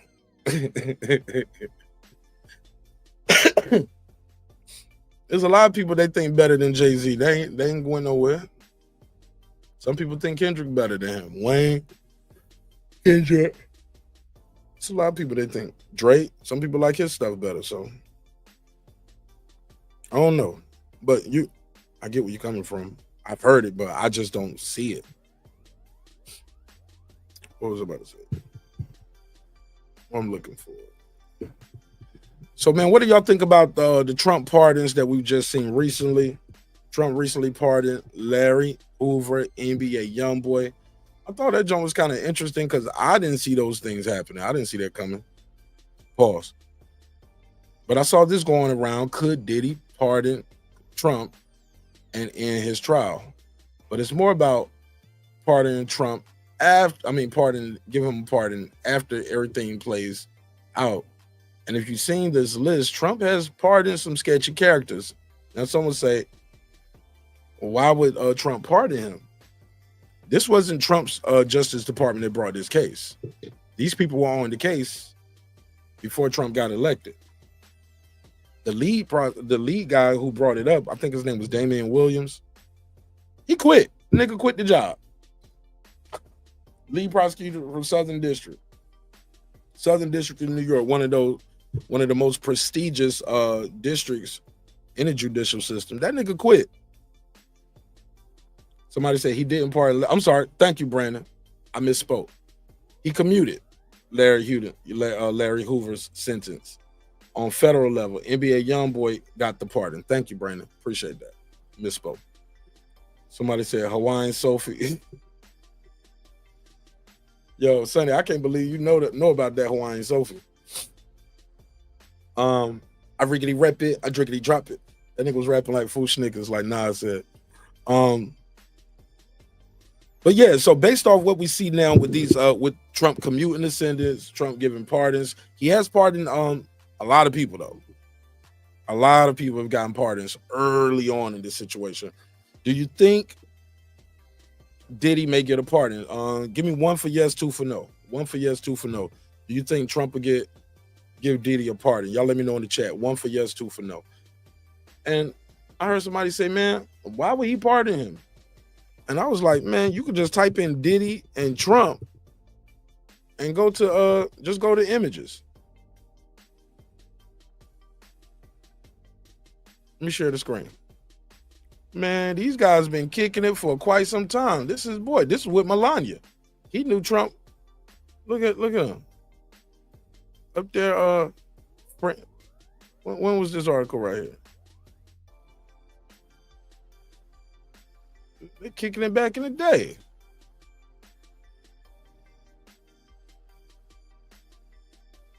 Guys been kicking it. Look at him. Look at this. Oh, look at Diddy, how young Diddy look right here. Look at this picture right here. Hold on, let me zoom out a little bit. Man, let me go back. Yeah, man, look at this. Puffy didn't even have his teeth fixed yet. Wearing this big ass suit. Suit don't even look tailored right there. He just look like he got that off the rack. You get what I'm saying? Niggas had a baggy suit on back then. Look at this. Guys been kicking it. Then and now. Look at this. That's his boy. Look at how young Donald Trump look right there. Donald Trump they look like they about to go grab somebody about to, you know what? And Diddy look like he about to go grab the oil. Oh man, we go way back. It's my boy. It's my boy. Donald Trump might have been at the RICO. Look at this. They go way back. Okay, Brett Ratner, he had a weird case too. Remember that? Somebody said he scraped him. Oh my goodness. Oh my goodness. Why Trump? Coincidentally, Trump got a lot of sketchy friends, don't he? Diddy? What's the other dude? They got Pop. Well, no, he ain't get Pop. What's his name? Epstein. Yeah, man. Look at all of these Diddy pictures. Man, they are together. They are like peas and got Melania right there. Look at this right here. They just chilling, man. That's Trump with a different broad from back in the day, huh? The Donald. Vote or die with Donald Trump. Remember that campaign? Shit, 50 Cent was part of that campaign. Look at it. Got 50 in the back with the vote or die. He don't do that shit no more. He was like, nah, I'll stay out of that politics. Yeah, man, they homies, man. They are homies. I'm just saying. This ain't his legal team. This ain't his DOJ shit. I let that shit play all the way out. I think he was railroaded. I just think it wasn't fair. You can get it done. You can get it done. They better get it done before they take them assets, because if he ain't got no money, Donald Trump ain't fucking with him, though. Better still have some paper. Gotta still have some paper, dog. Let me see. Share this one.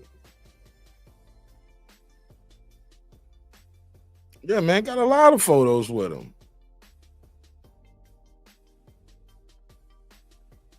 No, very likely might get that pardon. I don't know what y'all think. 1 for yes, 2 for no. Let me see. Oh, y'all ain't even answering. Fuck it. Okay, Foodie answered. Somebody said, Foodie said 2 for no, he won't pardon. Reg, what up? Somebody said birds of a feather flock together. I heard that. Shout out to Reg Reviews. Foodie said, didn't Diddy do The Apprentice before Trump with I want to work for Diddy type shit? You know what? He was the original. Was that before? I just remember that I want to work for Diddy. That was a big show. And he had a whole bunch of shows over there on MTV.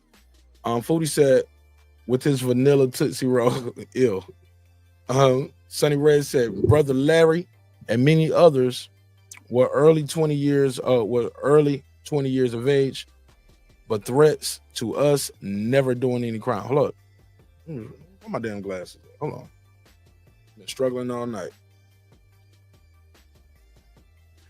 He said, Brother Larry and many others were early 20 years of age, but threats to us, never doing any crimes, no prison system, government framed preteens, teens, and early 20-year-olds. Bro, rewrite that. I'm reading that all the way. You wrote that kind of broken up. They were young. I see that. But threats to us, never doing any crimes. What you mean, but threats to us, never doing any crimes? The niggas did crimes, bro. Nigga ran the game. You never denied that. The niggas ran that nigga ran the game. Somebody said predators are a pet. Bro, that's crazy. Birds of a feather. Sonny Ray said, I think Puff recent voting movement and that alcohol, but Poot suit made him, man, what are you?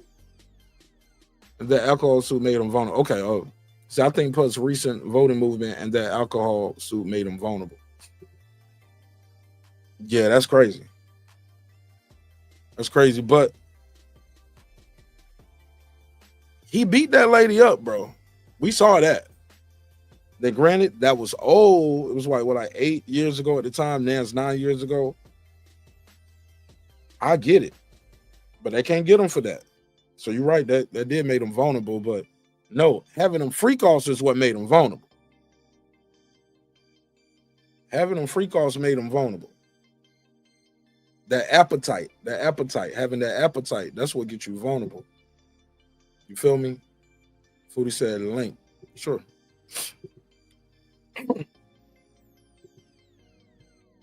Let me send it on. I sent it on IG.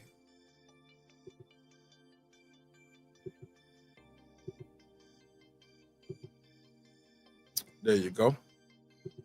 Check your Instagram. Check your Insta. Let me see what Sonny talking about. Sonny said, "Nah, Larry's starting an organization, not a gang." I'm just saying, I heard an audio of his son, whatever you want to call it, organization, gang. With all due respect, his son, even the people that's rooting for him, saying like, "Hey, look, he's not gonna come out and be a part of that," and da da da da. But what is a gang? By another name, organization, right? A crew, a clique. What's up, Foodie? What did it do? What up, everyone? Talk to him. You think that the freak offs made him vulnerable? What led him to the freak offs is his obsession with power and his ability to control people with his power and money, and that's what's gonna fuck him up, because that's the whole link to the whole RICO, the ability to control people and pick your predators know how to pick their prey, and he picked his prey very well. You know what I'm saying? All the people that are testifying so far, he was able to control them with money, and not like, it's like he didn't even just say, "Oh, come work with me and make a certain amount of money." He bought their apartments, cars, all that shit was under Bad Boy. You know what I'm saying? Like phones, everything was controlled. Every move that they made was controlled. You know what I'm saying? And like when you hear the testimony of him, like being able, like when he that one testimony where I don't know what his name is, the flagrant dude, what's his name, Deontay, the stylist. Unfortunately, his name is Deontay Nash. Deontay Nash. No relation. Exactly. No. Yeah, I've been watching this shit very closely from different angles, different people's takes and stuff. Just like, you know, the whole situation when they were about to go to the OVO fest, and Cassie was on the couch sleeping. Diddy came over there angry because she didn't pick up the phone, and they opened the door, and he kicked the door in or whatever, or he opened the door and he just grabbed her up by her hair, drug her to the back room, and they was all jumping on his back, and that nigga must have been on some kind of strange, crazy meth, because he was just throwing motherfuckers off. The girl got on his back, throw that bitch off. You know what I'm saying? And then he commenced to beating Cassie ass, grabbed her by her hair, kept on beating her ass until she fell back and hit her head on the bedpost, and she started bleeding. The blood didn't stop her. They're like, "Stop, you're gonna kill her." And that nigga got there beating her ass, and then he saw the blood and he jumped back. He's like, "Look what y'all motherfuckers made me do." And that bitch he's like, "No, but flying the plastic surgeon, that's power. Flying because she need to look for the OVO fest. She can't not be in these photos with me because that's my bitch, right?" And so they flew in the plastic surgeon. The stylist styled her hair so that it would cover the area where the stitches is. And one of the people I'm following showed like the photos. Like let's pull up the photos on the internet. And her hair was like covered just right on that side perfectly to where it would cover those stitches. So that kind of like proves like, yeah, I mean, it don't prove, but I'm just saying like from our standpoint, looking like, yeah, that might be, he might have some fucking truth to that shit.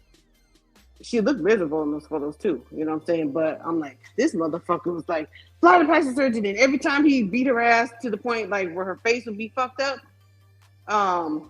he'd fly the plastic surgeon or fly her to an island and get her to have plastic surgery. That's power. Like he had the plastic surgeon on speed dial too.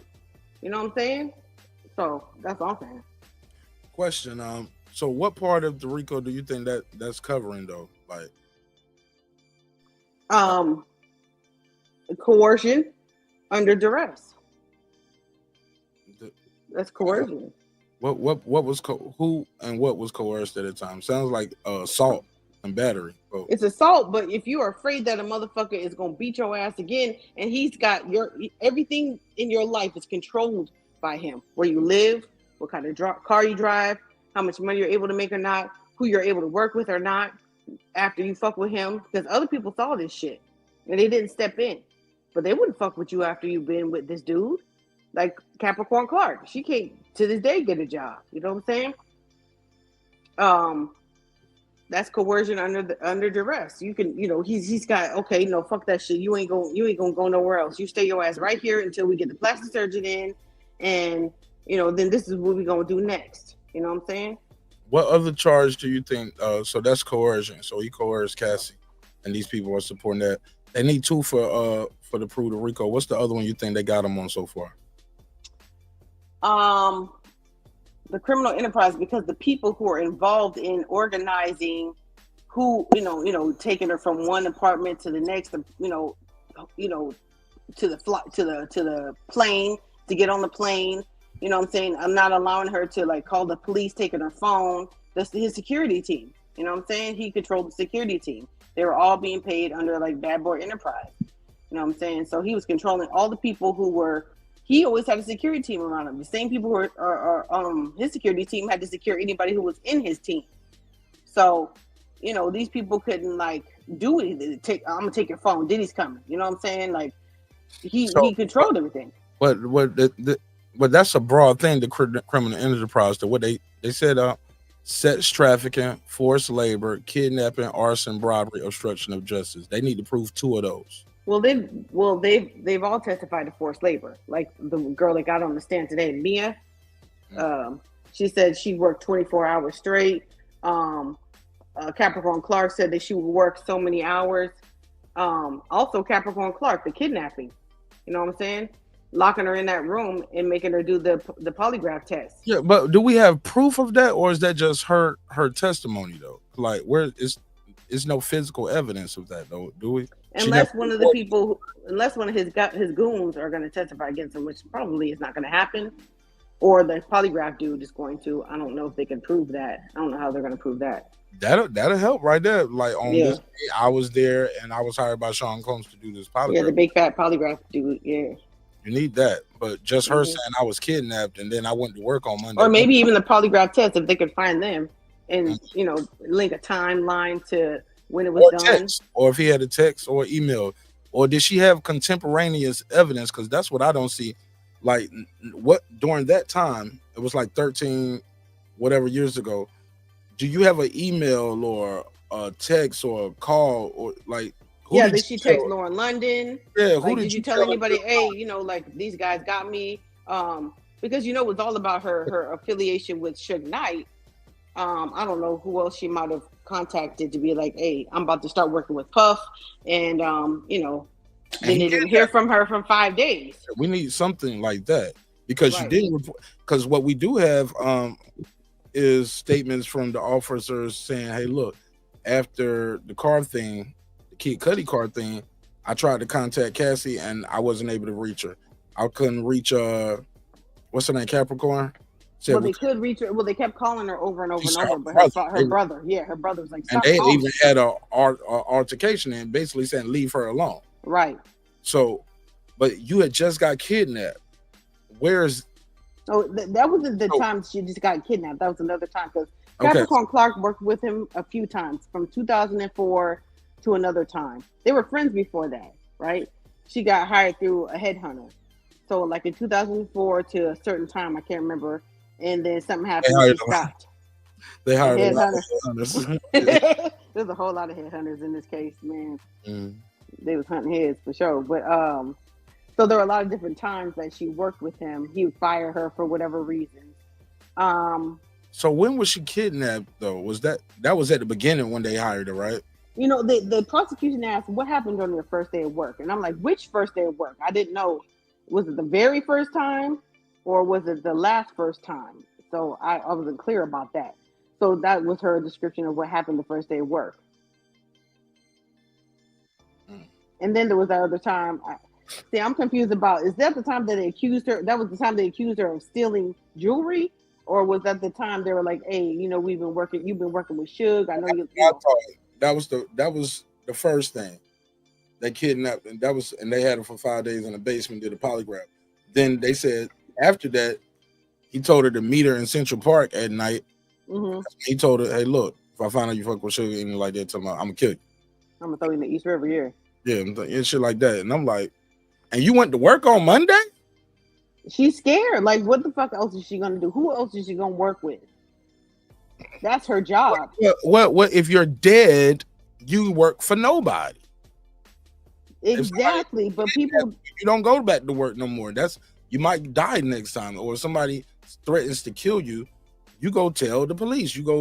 If he wanted to hire you, somebody else will hire you. You get what I'm saying? No, they wouldn't. And she proved that.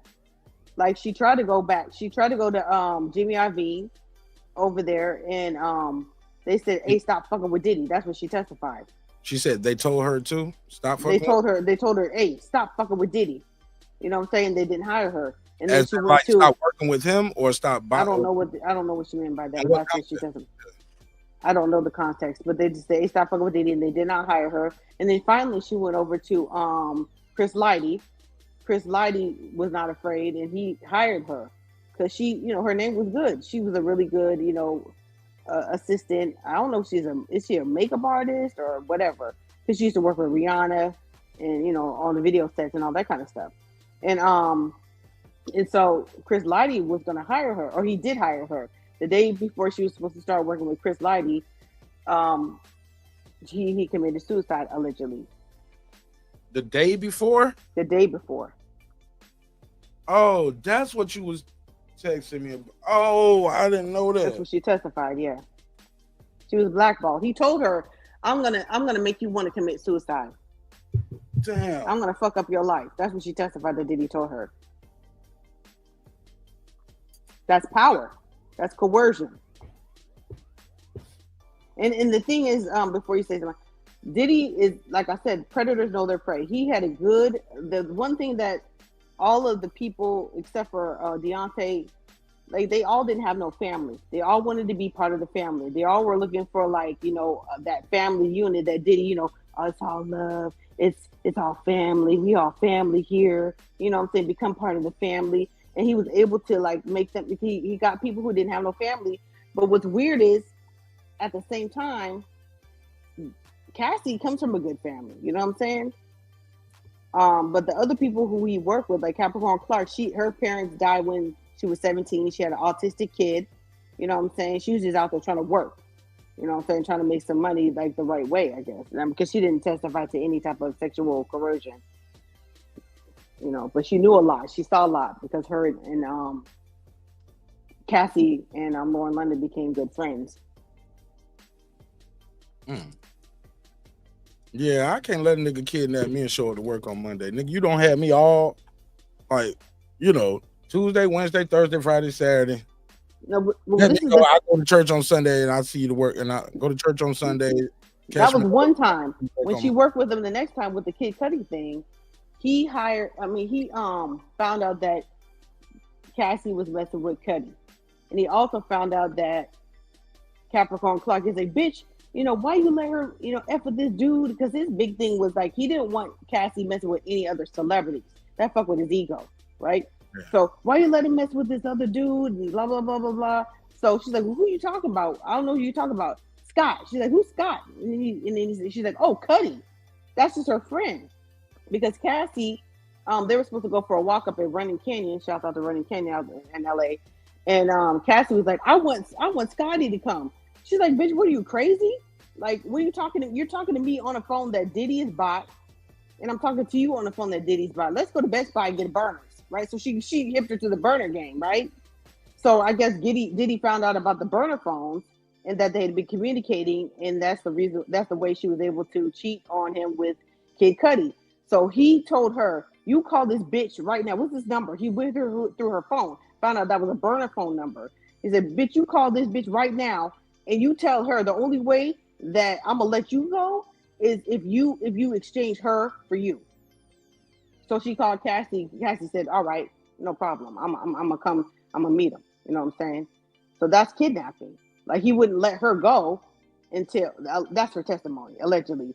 It took Cassie 5 days to go get her. Not 5 days. I don't think so. No, it wasn't 5 days. She was kidnapped for 5 days against her will. That's a different situation. Capricorn Clark was held against her will. Yes, so I'm talking about for 5 days. No, that's a different situation. These are two different situations. Okay. I'm talking about what led to the arson situation. Who was being held captive that day? Capricorn Clark. So she got kidnapped multiple times. She got kidnapped, yeah, especially that time when he found out that she was messing with Kid Cudi. This is further down the line. And so he found out that she was facilitating or knew about the cheating because, you know, he went through her phone. He's like, what's this number? What's this number? What's this number? And he figured out, call this number and call that bitch and tell her, because Kid Cudi allegedly he had Cassie in a hotel room somewhere, I think a Sunset Station or some shit like that. Because she used to run away from Diddy from time to time. So he's looking for the bitch. Like, where's she been? You know, I mean, I've been fucking with my other bitches, but where's my bitch? I'm ready to do a freak off. And so he was like, call this bitch and tell her that you ain't leaving unless she comes and exchange your place. Right? So that's when they went up to Kid Cudi's place and all this other kind of shit that happened. And then it led to, like, you know, the arson happening, allegedly. Yo, that's crazy, yo. Crazy. But my thing is, in real time, there's no contemporaneous notes. There's no email. She didn't have a diary. She didn't text her mom or sister, like, or, well, not her mom, but cause, like, but you get what I'm saying? Like, damn. Well, the fire arson specialist instigator dude, whatever his name is, he testified to the fact that, well, I'm not sure if it was him, but it was found out that when Kid Cudi, you know, he testified that there was a black SUV that passed his house and went up the hill, and then he came because when Capricorn Clark called, he was with Cassie, and she was like, "They're at your house right now. They're at his house right now." He's like, "This motherfucker's at my house." He hops in his Porsche. He goes to his house. Why not call 911? I don't know. I have intruders at my house right now. Maybe Cash is like, please don't, baby, don't do it. He's gonna kill you or some shit. I don't fucking know. No, he's gonna have to kill the cops. Why not call the cops? Yeah, I don't know why he didn't do that shit. But this is their story, their testimony. Let them catch Diddy in her house, in your house. You get what I'm saying? Yeah. I just see a whole bunch of people never calling the police. Because he would tell, after Cassie and Capricorn met up, because Cassie met Capricorn, because he said, I'm not letting you go unless Cassie shows up. He said, now you bitches go in there to the house and you convince him not to call the cops. So they spent 2.5 hours convincing him not to call the police and saying that. Cudi? Capricorn Clark and Cassie convinced Cudi to not call the police on Diddy. But he did call because they had broken into his house. That's the time they broke into his house. But he did call the police. When the arson happened. That was later. They broke into his house first. And that's when they opened up all the gifts. But the locked his dog in the police. That is a police report for that. The police will call for that. It's a police report for that because the police said not home invasion, but trespassing. It was a trespassing call. Yeah. Yeah. So police will call for that. The police will call for this, but Diddy's name was never mentioned because they convinced him not to mention his name. Right. He said, if you bitches don't convince him, if you bitches don't convince him to not call the cops, I'm gonna kill everybody. I'm gonna kill all you motherfuckers. Cudi, her, and Cassie. That's the testimony. I don't know that type of fear. I can't even relate to what he's. I'd have been killed Diddy a long time ago. But you get what I'm saying, Foodie? Like this lifestyle. A long time ago, and then I called the police. I dropped the police station. It's a dead motherfucker over here. You know what I'm saying? I saw that dude from Making the Band. He said he said most people can't fathom what it's like to be around somebody that rich, that powerful, and that like, you might know. They can't. And I get where he's coming from because shoot, I met a couple people that are millionaires. Not nobody with 400 million, though, you know what I'm saying, or almost $1 billion worth of net worth. I've never met nobody like that. But I can't fathom. So I can't fathom when a nigga say, "Nigga, I'll buy your whole neighborhood," and can literally buy all the houses on my damn neighborhood. You know what I'm saying? And you talking to hood dudes who they'll fucking kill for you just to be able to be in your good graces. Everybody's trying to be in your good graces because just being adjacent to fame and power and money is intoxicating for a lot of people. You know what I'm saying? Like, what do I have to do just to get a little chip of that shit? You know what I'm saying? Because this motherfucker got money to burn. I see this nigga burning money all the fucking time for nothing. Like, that kind of money he burned would change your whole life, your whole family's life. Right. You know what I'm saying? Right. He's wearing. So you get desperate. Some people they get on his body. He's wearing. Right. You know, and people. Your entire family's net worth is on his body tonight. And people in power don't fuck with other people with power. They don't coerce other people with power. They fuck with people who are impressed by their power. So by design. Yeah, like a God complex type thing. Absolutely. Absolutely. I'm not gonna fuck with anybody who's gonna say no. I'm gonna fuck with only yeses.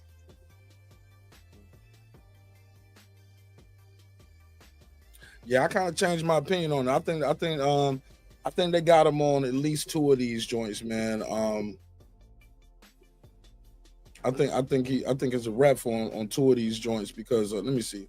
I just had him up. Let me see Diddy's charges. Let me see. Racketeering. I think they got him on what did I just say? Let me see charges. Racketeering. Break down racketeering, like what the legal definition of that is when you get a chance.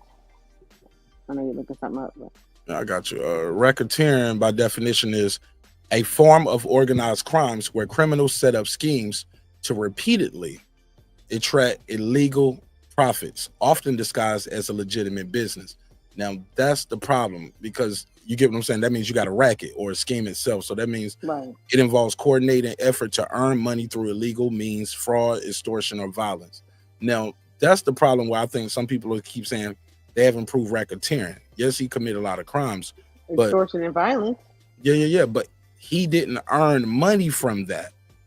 Racketeering involves earning illegal profits disguised as a legitimate business. Now, if he was making money through these freak offs, you get what I'm saying?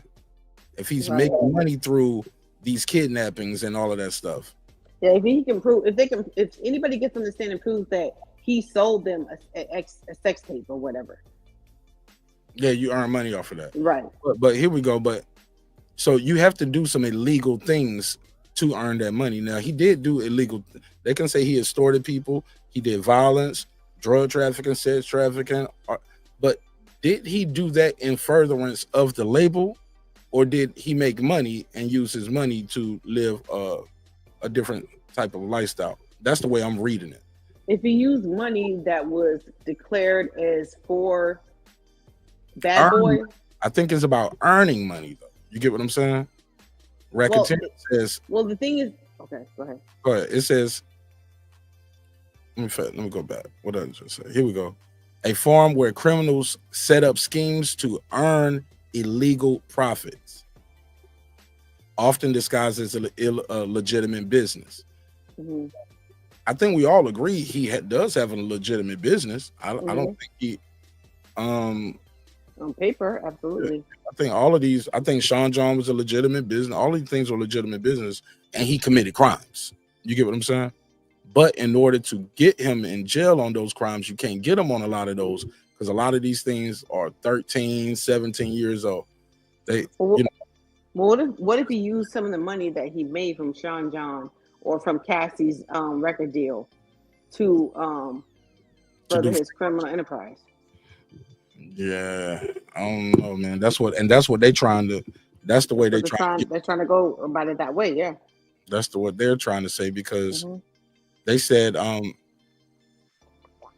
me see. Share this with you. It said he ran a criminal enterprise that involved illegal activities, including sex trafficking, forced labor, kidnapping, arson, robbery, and obstruction of justice.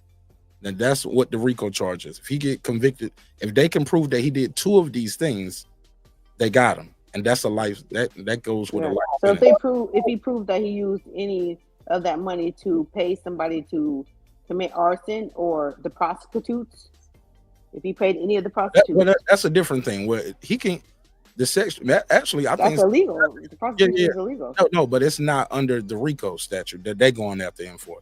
That's a different charge. Well, read the definition again one more time for me, please. For the racketeering? Would you say, yeah, okay, go ahead.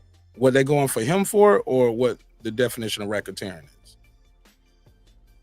Go ahead and read that definition. Okay, the definition is racketeering is a form of organized crime where criminals set up schemes to repeatedly extract illegal profits, often disguised as legitimate business. It involves a coordinated effort to earn money through illegal means like fraud, extortion, violence. The term racket refers to the scheme itself. What are they going after him for? Racketeering conspiracy. And the charges that they allege under his RICO is sex trafficking, forced labor, kidnapping, arson, bribery, obstruction of justice. If they can prove 2 of these, under threat of violence, right? What you say under threat of violence? If he did any of those things under the threat of violence, wouldn't that coincide with the definition of racketeering? That would go with, I think that would be under. I'm just trying to understand. That would be assault. Well, that's blanket under illegal activities. Illegal activities under in violence. Because they say including this, so this is not all of them. Sex trafficking and by force, fraud, or coercion. That's right. That's coercion. Maybe not fraud, but force and coercion. Absolutely. This charge accuses Combe of using force, fraud, or coercion to engage in sex trafficking. So that's him beating up Cassie, and all that stuff, and making her. Yeah. And maybe the prostitutes that also she was with. And this right here, well, I didn't hear anybody, none of the prostitutes say they was forced, but they got them a different charge of that because they said transportation to engage in prostitution. This charge alleges that Combs transported individuals across state lines for the purpose of engaging in prostitution. I think they got them on that. Which is a interstate commerce. That's federal crime. Federal crime. I think they might have them on some of these. But the biggest thing is that lady getting on the stand, pointing the finger, saying he kidnapped me. It's hard to beat that. Even though she don't have any contemporaneous notes and she didn't report it, it's still going to be hard. But then again, somebody on the jury might be like, yeah, but you can't. It's one thing to say I got kidnapped. It's another thing to say he just kept kidnapping me over and over again, and I just kept coming to work the next day. Well, I don't know what it is under the federal crime, but I know state crime. Like I know if you move a person against their will more than 5 feet, that's kidnapping. Less than 5 foot. It could be 1 foot. You moved me. Yeah. Without my consent, that's kidnapping. So that's easy to prove. Kidnapping. I know somebody on the first offense who got 17 years. For moving homeboy a few feet, kidnapping his baby mama, and I was like, "What?" He was like, and he was telling me how he was trying to fight the case, this, that, and the third. He was on bail, and I was like, "Nigga, what happened?" And he was like, "Bro, we was going through a little off spell, and basically, she was about to go out. She had told him to come over there, right? And he was over there thinking they about to kick it or whatever. They trying to reconcile. Nah, nigga, she in there don't got dressed, and she about to go out." So basically, she don't call him over there to babysit. Get over here at my apartment while I go out and get fucked by your kids, yeah. While I go get fucked by this other nigga. You know what I'm saying? That nigga went so he stands in front of the door and say, "You ain't going nowhere." At that point, that's called false imprisonment. You stood in front of the door and you blocked me from leaving. That's false imprisonment. And I was like, "For real?" He said, "Yeah, man." And she was trying to get by. And I kind of held my arm out, and I was just like, "Nah, man, chill. You ain't going nowhere." He said, "At that point, get that charge with their kids, huh? Like if your kids say, I'm about to go outside. F you, dad. If your daughter, you get her a car and she got keys. No, and then you say, no, you ain't going no motherfucking where." I don't know how that works, man. That's a slippery slope. I don't know. Can I kidnap my kid? No, I think I got legal. If she's a minor. Yeah. But what if she turned 18 and it's grad night and you said, "No, bitch, no, not your kid." I don't mean, but he's like, "No, you ain't going no motherfucking where. I told you that you got to do this, and that before you can go. You didn't do that, so I got the keys. You can't go nowhere." She's like, "F you, dad. I'm going if I want to," and you block the door. Is that kidnapping? It's gonna be kids slapping. Fucking with me. That's what I was like. Slap. You want to call it? It's on. You want to go against me? I'm King Kong. Yeah, it's kids slapping, man. Or letting a grown folk go and move out their house. Sound like you want to move out tonight. Sound like you want to be grown. Let me go and pack up all your shit. Oops, my bad. Oops, my bad. That's my shit. I bought that. Right? Well, yeah. Oh, you want to move? Okay. Well, what you leave it with? What you taking? Nope, I bought that. Nope, I bought that too. You can leave it what you got. No, I bought that.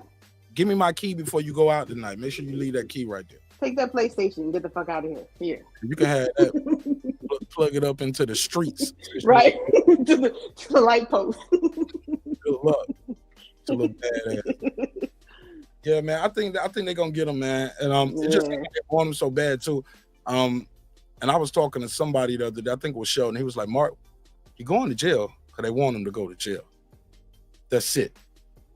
He said, that's it. No more, no less. When they want you like that, when they want you that bad, they're going to get you, because even when you hear the things that the judge, like some of the things that the judge is allowing and not allowing, it's like, oh man, you want him. You want him too. Like, that shit is like they was doing the cross, and just in the middle of the cross yesterday, the judge was like, all right, course adjourned. Hey, look, how you ain't even letting them finish the cross. You like, even with things they allow them to be submitted in the evidence, they was like, hey, look, the girl Gina's not going to be able to be here. She's not going to be here. So this should not be allowed in. Like, how are you allowing statements in from a witness who's not going to be here for us to even question them and face his accuser? Like what statements from Gina? Because her name's been mentioned throughout the trial, and when they first submitted the preliminary investigation and all this stuff where they got him indicted on, they thought she was going to show up. Oh, she got paid off. Everybody knows that shit. Now she's saying then they saying she's not coming, but they can. And Diddy's team was like, well, Yana, this is the United States government. They can compel her to come to court if they really trying to get her in court. Make them do that, but don't just allow this stuff to be in without them going to the full extent of their powers. You guys can make them be a material witness. Right. Y'all can, you get what I'm saying? Which I haven't heard anything mentioned about Gina except for the fact that at the time that Cassie was messing with what's that nigga name that's in Sinners? What's his name? Michael B. Jordan. So when the gay assistant makeup artist stylist or whatever, when he hooked Cassie up with Michael B. Jordan, he's like, yeah, and because they were friends, he's like, yeah, he out here in the streets with Gina and you at home beat up and fucked up. No, fuck that shit. You know what I'm saying? So he hooked her up with Michael B. Jordan. And that's the only thing I heard about Gina being mentioned in the court case. How can I coerce you and make you do this stuff, Foodie, if every time we keep turning around, she was cheating on him and had different boyfriends all the time? So obviously he's not holding her there. You get what I'm saying? Well, she can move on whenever she wanted to move on because she kept moving on. It's just nothing stuck with those other guys. So she just kept... The reason why they have a psychologist there is to break down, because this is something that men can never understand, and I don't mean to play the sexist. No man has ever suffered from battered wife syndrome, right? It's a syndrome. Say it again? Battered wife syndrome. And she's not his wife, but I'm just saying. Man is what? Battered wife syndrome. Oh, okay. It's an actual defined thing, and I think it's in the DSM-4, DSM-5. Like, it's a psychological, like, battered wife syndrome and Stockholm syndrome. You know what I'm saying? And you got to remember, this woman was hooked on drugs. So when people are hooked on drugs, I'm not saying they're not responsible for the things they do when they're on drugs, but there's a lot of things you will do to get your next fix. When you don't have access to your own bank accounts, when you don't pay your own rent, when you're not buying your own cars, then there are things you can do. Now, mind you, I do not say, she definitely fell for the lifestyle. You know what I'm saying? She thought she was getting an upgrade from Ryan Leslie up to Diddy. Diddy is a very charming man. You know what I'm saying? He lured her in. I don't know about the whole grooming. He definitely lured her in. And got her hooked on a lifestyle, and I feel like it's not just Diddy. Like in the industry, people will do things. It's very common for people to go through things like this, not to this extent, to get to where they want. It's just expected that you're gonna have to do a little something strange for a piece of change. The casting couch is nothing new. You know what I'm saying? She thought she was on the casting couch, and eventually that 10-year, I feel like one of the things she thought was, I don't know, I've not spoken to this woman, I don't know her. She thought that eventually this was all going to pay off so that she would get her record deal, and she would get, she would be famous, and that was her goal.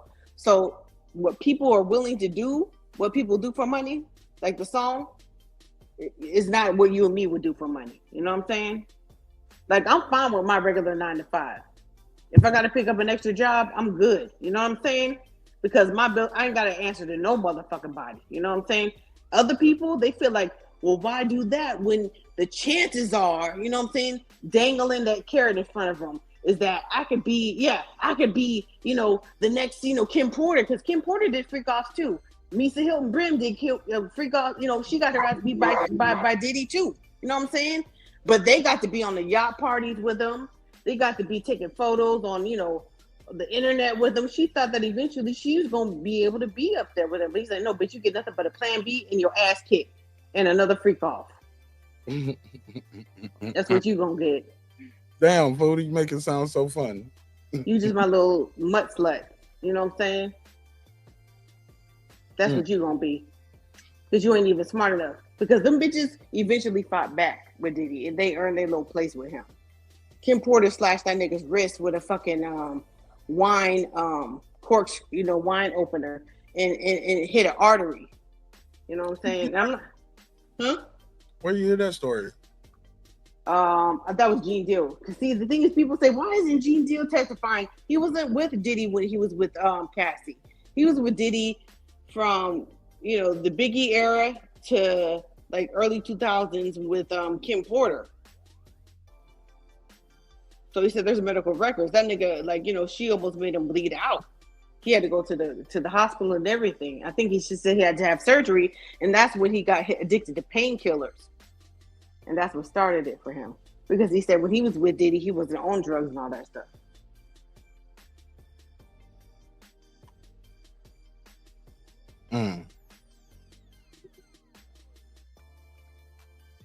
Damn, that's crazy. Cam, if you can't click the link, I'll just put it in. I'll type it in the I'll send it to you on IG. Check your Instagram, Cam. I'll send it over there. And Prince tried to tell him, stay away from Diddy. That nigga is dangerous. That nigga is not right. That's what they say. Yeah, that shit crazy, man. Cam said something. He said, so far, the coercion is the only thing that's going to stick. What you think of that? What I've been told is you said that 2 or more things have to stick. And what I've become to understand, not what I've been told, what I've come to understand, that only one of these charges has to stick in order for him to get a RICO charge. But maybe you know more than me. Yeah, that the rules to the racketeering thing from what all my research is 2. You need 2 of them. You need 2 of the list of the things you're getting out or that you're going after them for. And I think they got a pretty strong arson case, though. How do you link it to Diddy, though, other than... Because he was in the car that was registered to Bad Boy Entertainment with the license plate that was registered to Diddy's address. Drove down in front of the house. No, it drove up the street and drove down the street. That's not guilty. That's very... not guilty. That's circumstantial. I don't know what else they could... Yeah. Hold up, did Diddy have a house on that street? I don't think it's close to his house. He lived out there in the Hollywood Hills at the time? He did, but not on the same street. Could have just been driving by. He didn't live in Wonderland. Could have just been driving by and driving back down. He out there in a rich neighborhood. He still let him on a high-speed chase, they say. That car let him on a high-speed chase. I heard they saw the car go up the hill. They got the tag. The car later came back down the hill, slowed down, and drove off. But Kid Cudi's testimony said that they let him on a high-speed chase. And everybody's like, well, how could he lead you on a high-speed chase when it's on a dead-end street? But people saying, if you look at the map, that's not a dead-end street. There's a street that you can go off on. Wait, Cudi chased him, or Diddy? No, Diddy chased Cudi. when he came by and he saw the That's the testimony. We're just going off the testimony. Yeah, that's what I'm saying though, Foodie. The police didn't testify that he ran from them. If he ran from the police, that would be different. There's fingerprints, DNA, because they said they found female DNA on the. But it's inconclusive, so you can't. To what? Conclusive to what female? But it is a female. Right, but you can't admit it. The judge will not let that be admitted. But what also is that some of the evidence that came up missing. Don't you think some of the evidence came up missing? They collected evidence that just came up missing.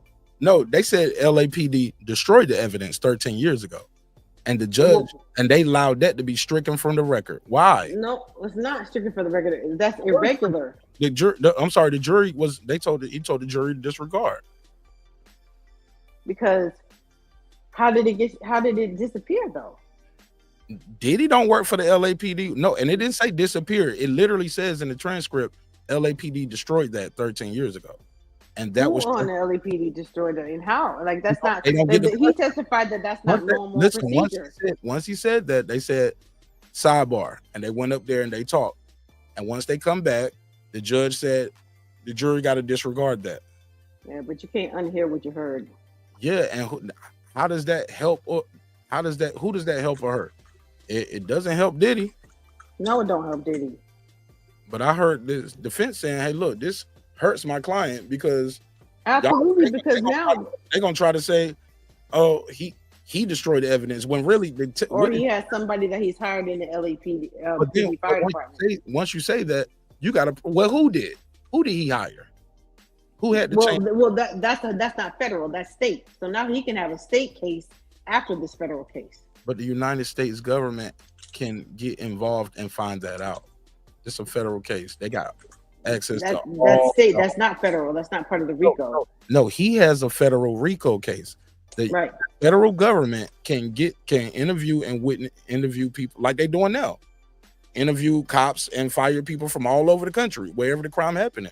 They can talk to the fire person from California, but they can't talk to the police from California. Regards to the arson case, but not in regards to destroying evidence.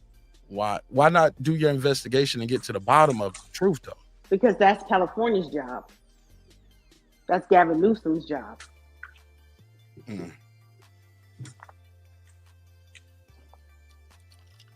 No.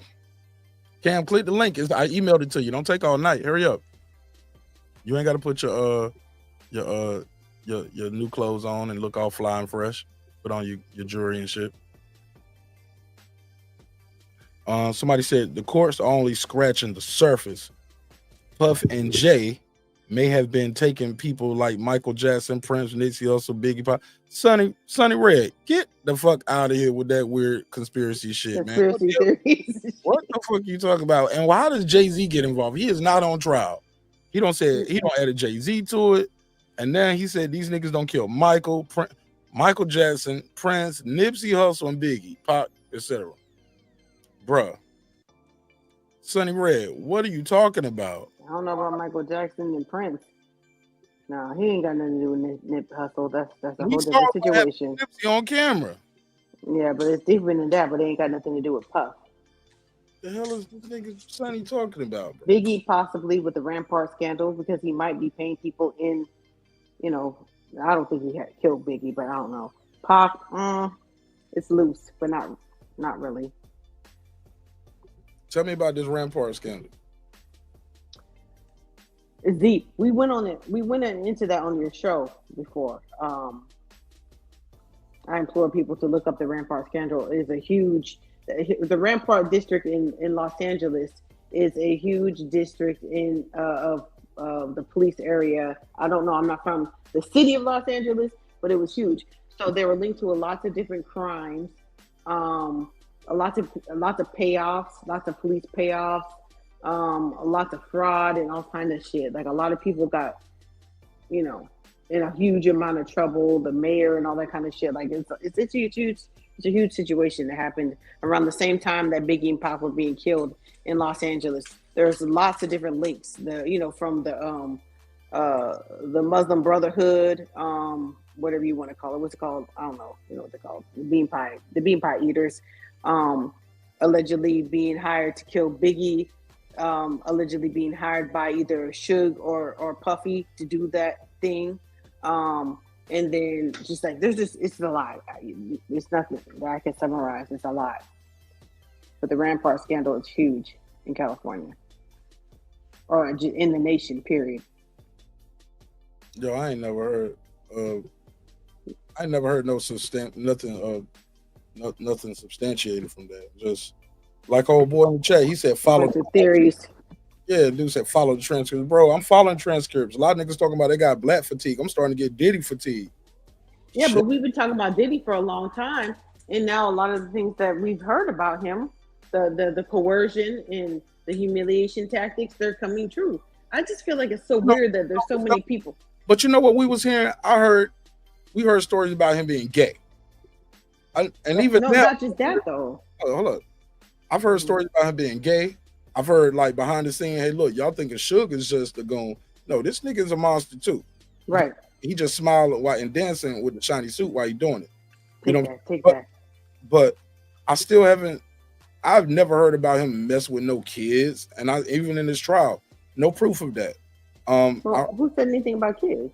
People been saying it for years. Even the other day, like if I do the show, Bieber, not just him, like just kids in general. But if I do the show when he was a little kid, I don't know how kids got into the conversation. If I do the show long enough, somebody would be in the chat saying, "Yo, Diddy was messing with little kids too." And I was like, "Bro, if he was messing with kids, you don't think Homeland Security and the feds?" Yeah, but we're talking about what we've heard for like 30 years. I've never heard of him talk. I never heard about him being a scrapist neither. But now they saying he scraped women. I never heard of that. What's up? Yeah, Ken? but that's the industry practice. A lot of women get scraped. Oh, what's good? What's good?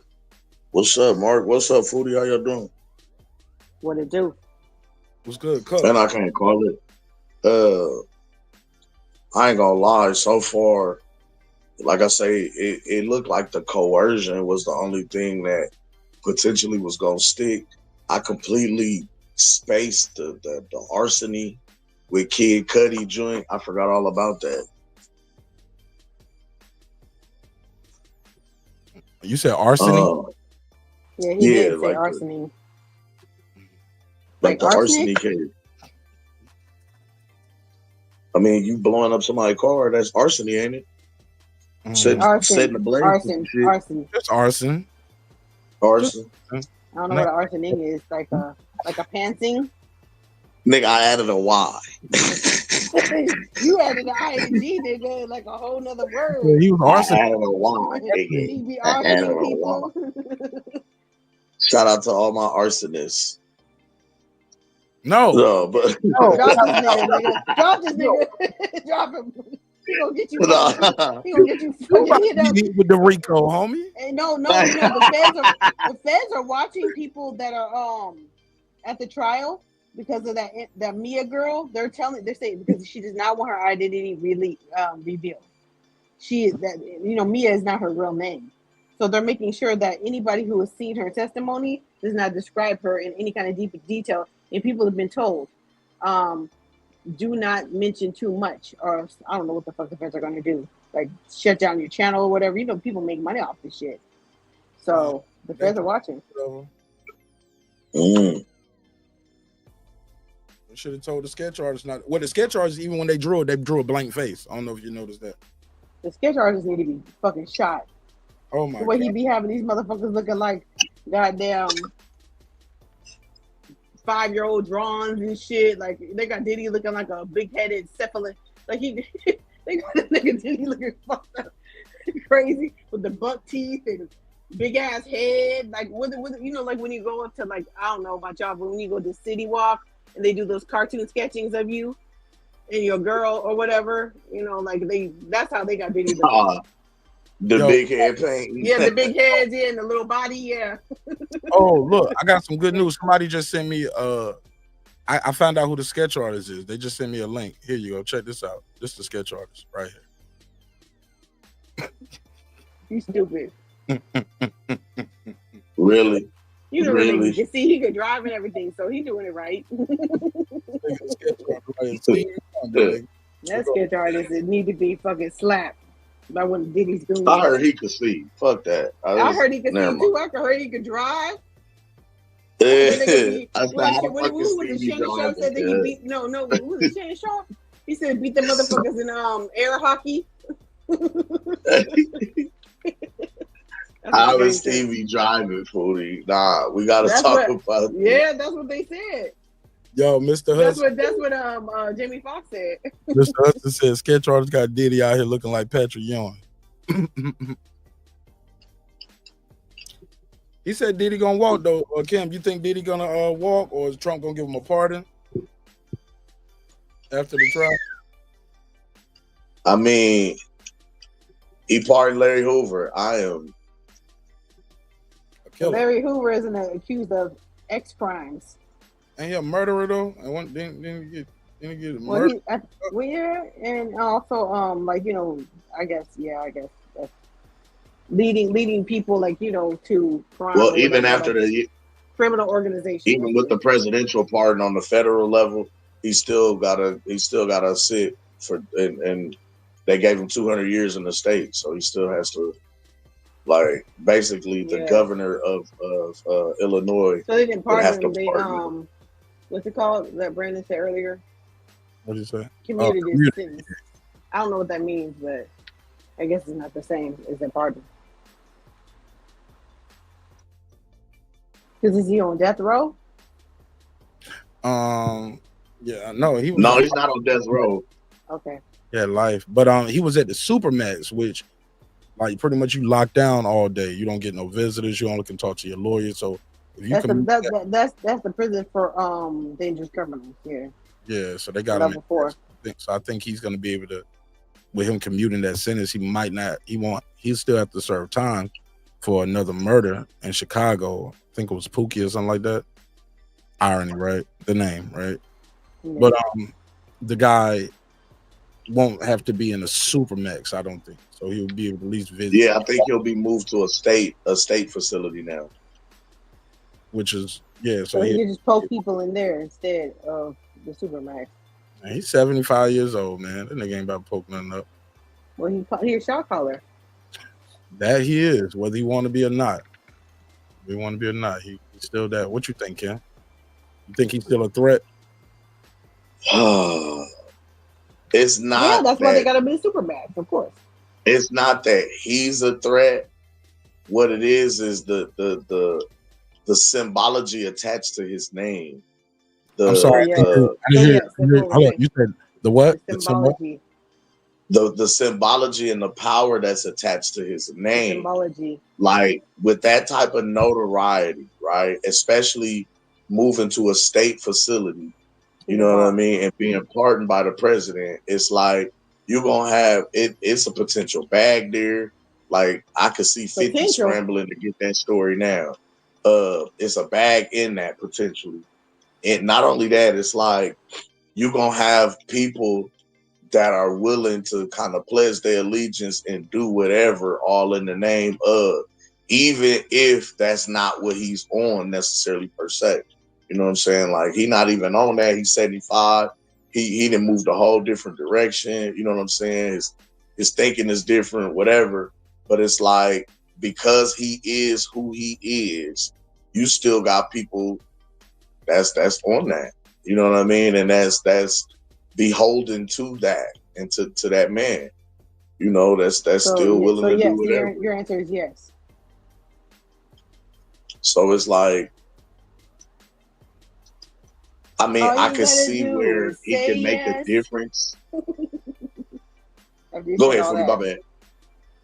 No, you just said yes in so many words, right? Yeah. He's a caller. He was like, "Yeah, man, he can." He can wrote an essay to say yes. Yes. I ain't gonna lie. Even if he not trying to, he gonna just because of who he is, he gonna run shit. Like soon as he hit the yard, that's the reason why they got him in Supermax. That's the whole point.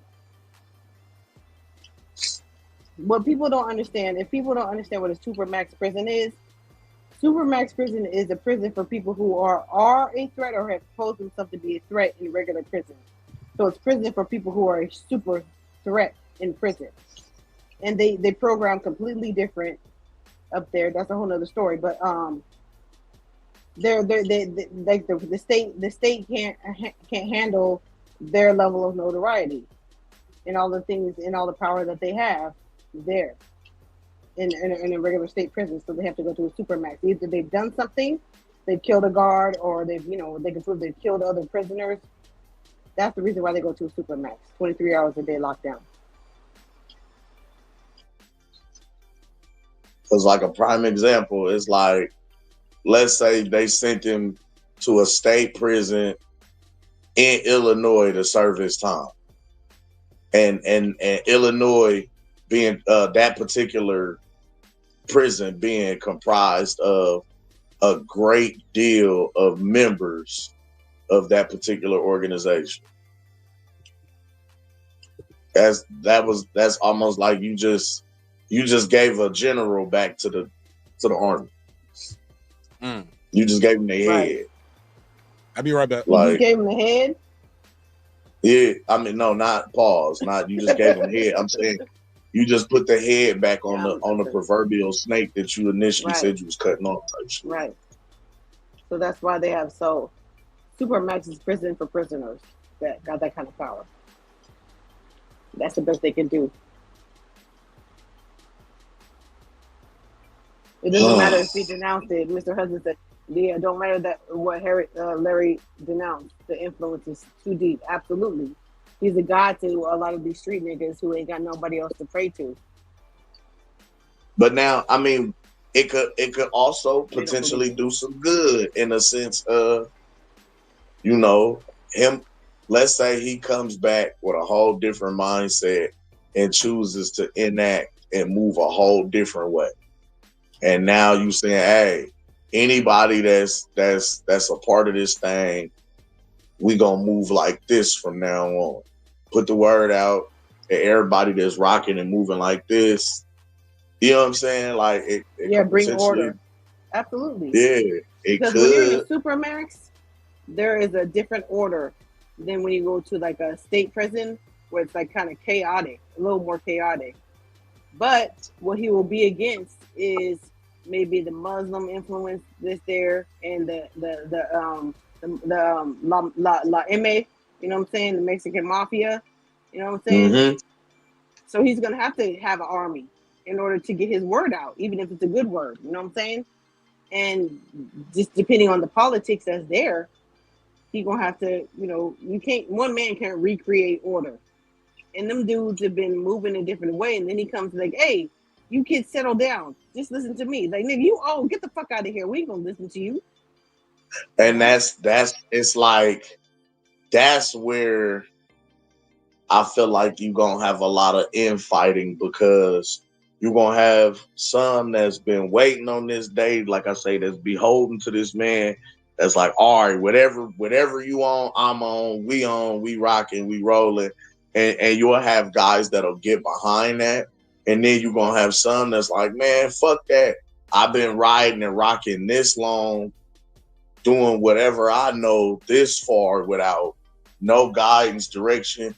Who is this old cat from back when feeling like they could come out and tell me and I'm supposed to just line up behind?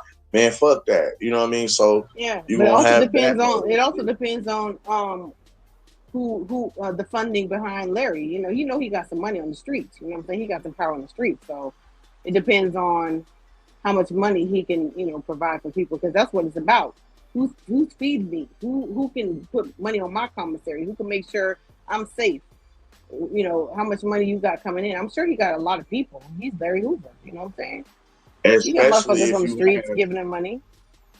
If you got any guys that's, might have moved into a political arena, you know what I'm saying? Like, obviously now he that does if he gets commuted by Trump. That's a yeah. So I mean that turned into government funding now. The government working hand in hand with you to implement these programs and these different. So that could get the Muslims, and that could get the Mexican mafia in line. If you could make a deal with them, that's a little bit of power. So yeah, that's crazy though. So who do you think if Diddy does get convicted, Who you think? How you think it's gonna go when he's convicted? He gonna be stopping bitches Now, up and having niggas braid his who? hair and He gonna be a shot caller. Because okay, this shit is crazy. The one thing I know about the legal system, it do be a chess match. It do be like it's a lot of collusion that goes on in that. Let's say as soon as both the prosecuting and defense find out what evidence, either helps or damns their case, now it becomes a race for who can get motions in the fastest to try and suppress evidence. Yeah, you know what I mean? Trying to kill off evidence that could they want a mistrial. Mm-hmm. And the problem with that, because it's not about what you know, it's about what you can prove, right? Right. So if I'm trying to defend you and I'm coming from a place of no, we didn't do this, I'm looking at any possible thing within the evidence presented, whether it's a testimony from an eyewitness, any type of evidence presented or that's, within the court, and I'm trying to suppress that evidence so it's not presented to the trial, to the jury, you know what I mean? It's not presented to the judge. It's not, we trying to X that out off the record, scratch that. No. Don't look at that. Don't think about that. Look over here. You know what I mean? Kind of shit. So, and the problem with that, it becomes a chess match. Then we can't use that. They X that out. All right, we got to go a different way about it. We got to go a whole different move now.